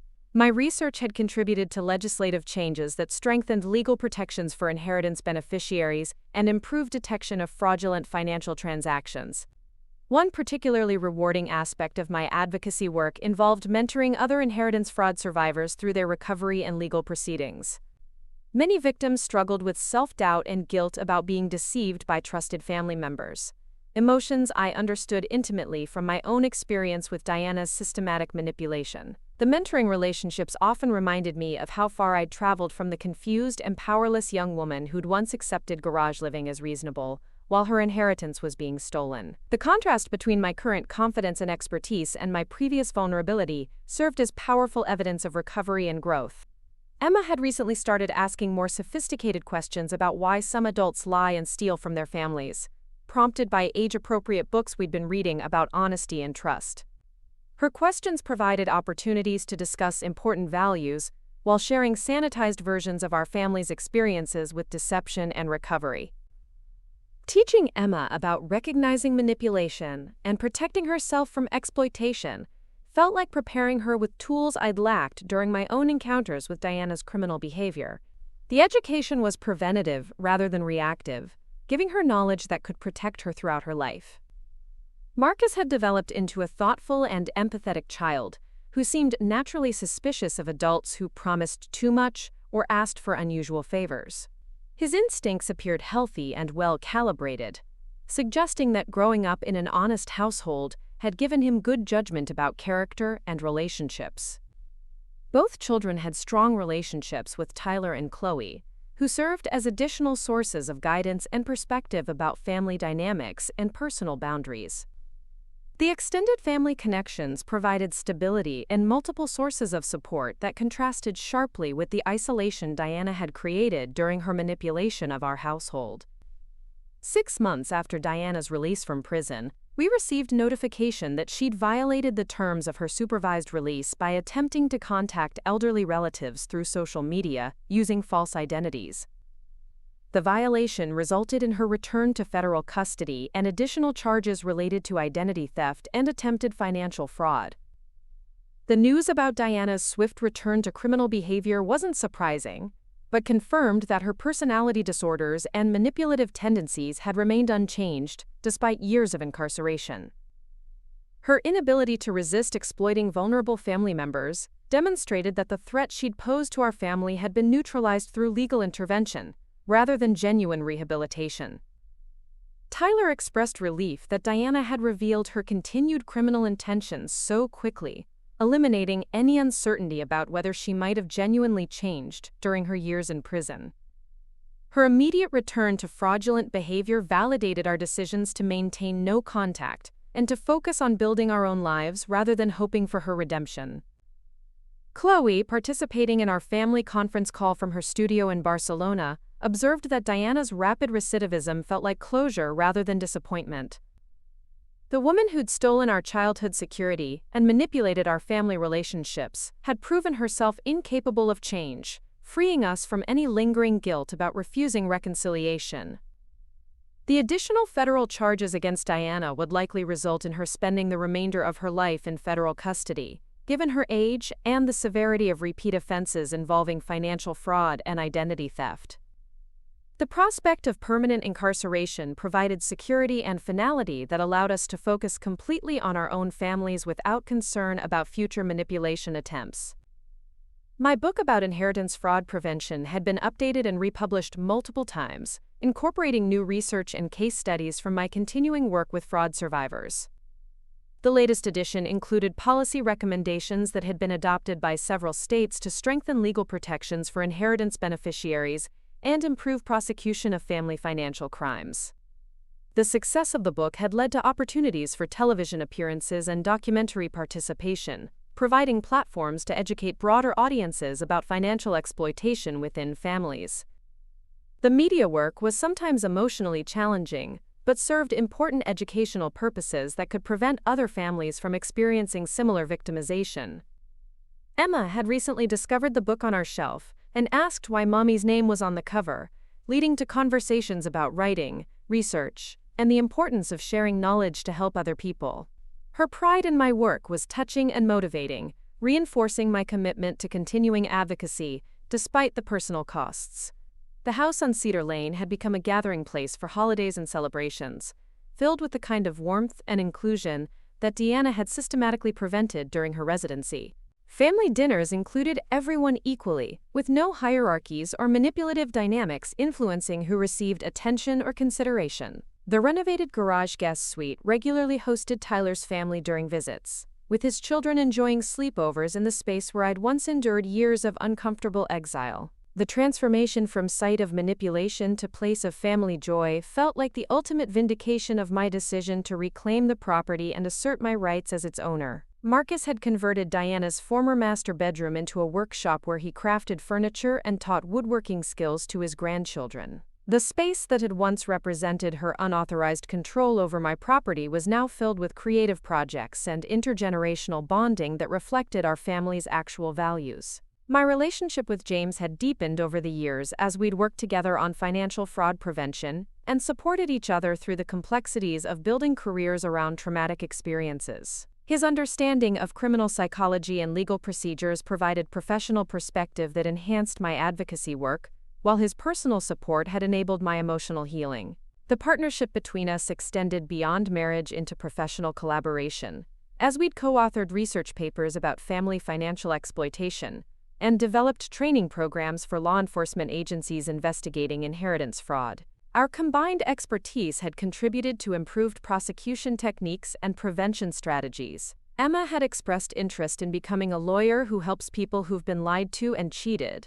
Apparently inspired by family conversations about justice and protecting vulnerable individuals, her career aspirations reflected values of fairness and advocacy that had emerged from our family's experiences with manipulation and recovery. Marcus showed aptitude for mathematics and computer programming, skills that Tyler encouraged through regular mentoring sessions about cybersecurity and fraud detection technology. The next generation was being prepared with tools and knowledge that could help them contribute to preventing the kind of exploitation our family had survived.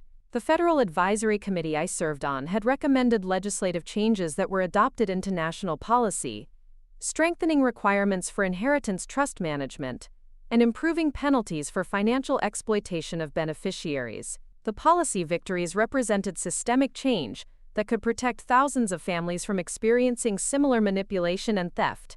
My testimony before Congress had been cited in multiple court cases involving inheritance fraud, establishing legal precedents that made prosecution of such crimes more effective and deterrent sentences more likely. The judicial recognition of my expertise validated years of advocacy work and confirmed the importance of survivor voices in policy development. The National Center for Inheritance Fraud Prevention had grown into a major research and advocacy organization that provided services to thousands of victims annually, while conducting groundbreaking research about family financial exploitation. My role as founding director had evolved into a position of national recognition and influence in the field. The success of the center reflected not just my personal recovery from Diana's crimes, but also the broader social need for education and support services addressing family financial exploitation. The organization had become a lasting legacy that would continue helping victims long after my own involvement concluded. 20 years after discovering I owned the house where Diana had forced me to sleep in the garage, I stood in my home office reviewing congratulatory letters about receiving a national award for victim advocacy and fraud prevention education. The recognition felt meaningful but also surreal, representing a complete transformation from the powerless young woman who'd once accepted manipulation as normal family dynamics. Emma, now 18 and preparing for college, had written her admission essays about growing up with a mother who turned trauma into triumph, describing how our family's experiences had shaped her own commitment to justice and protection of vulnerable individuals.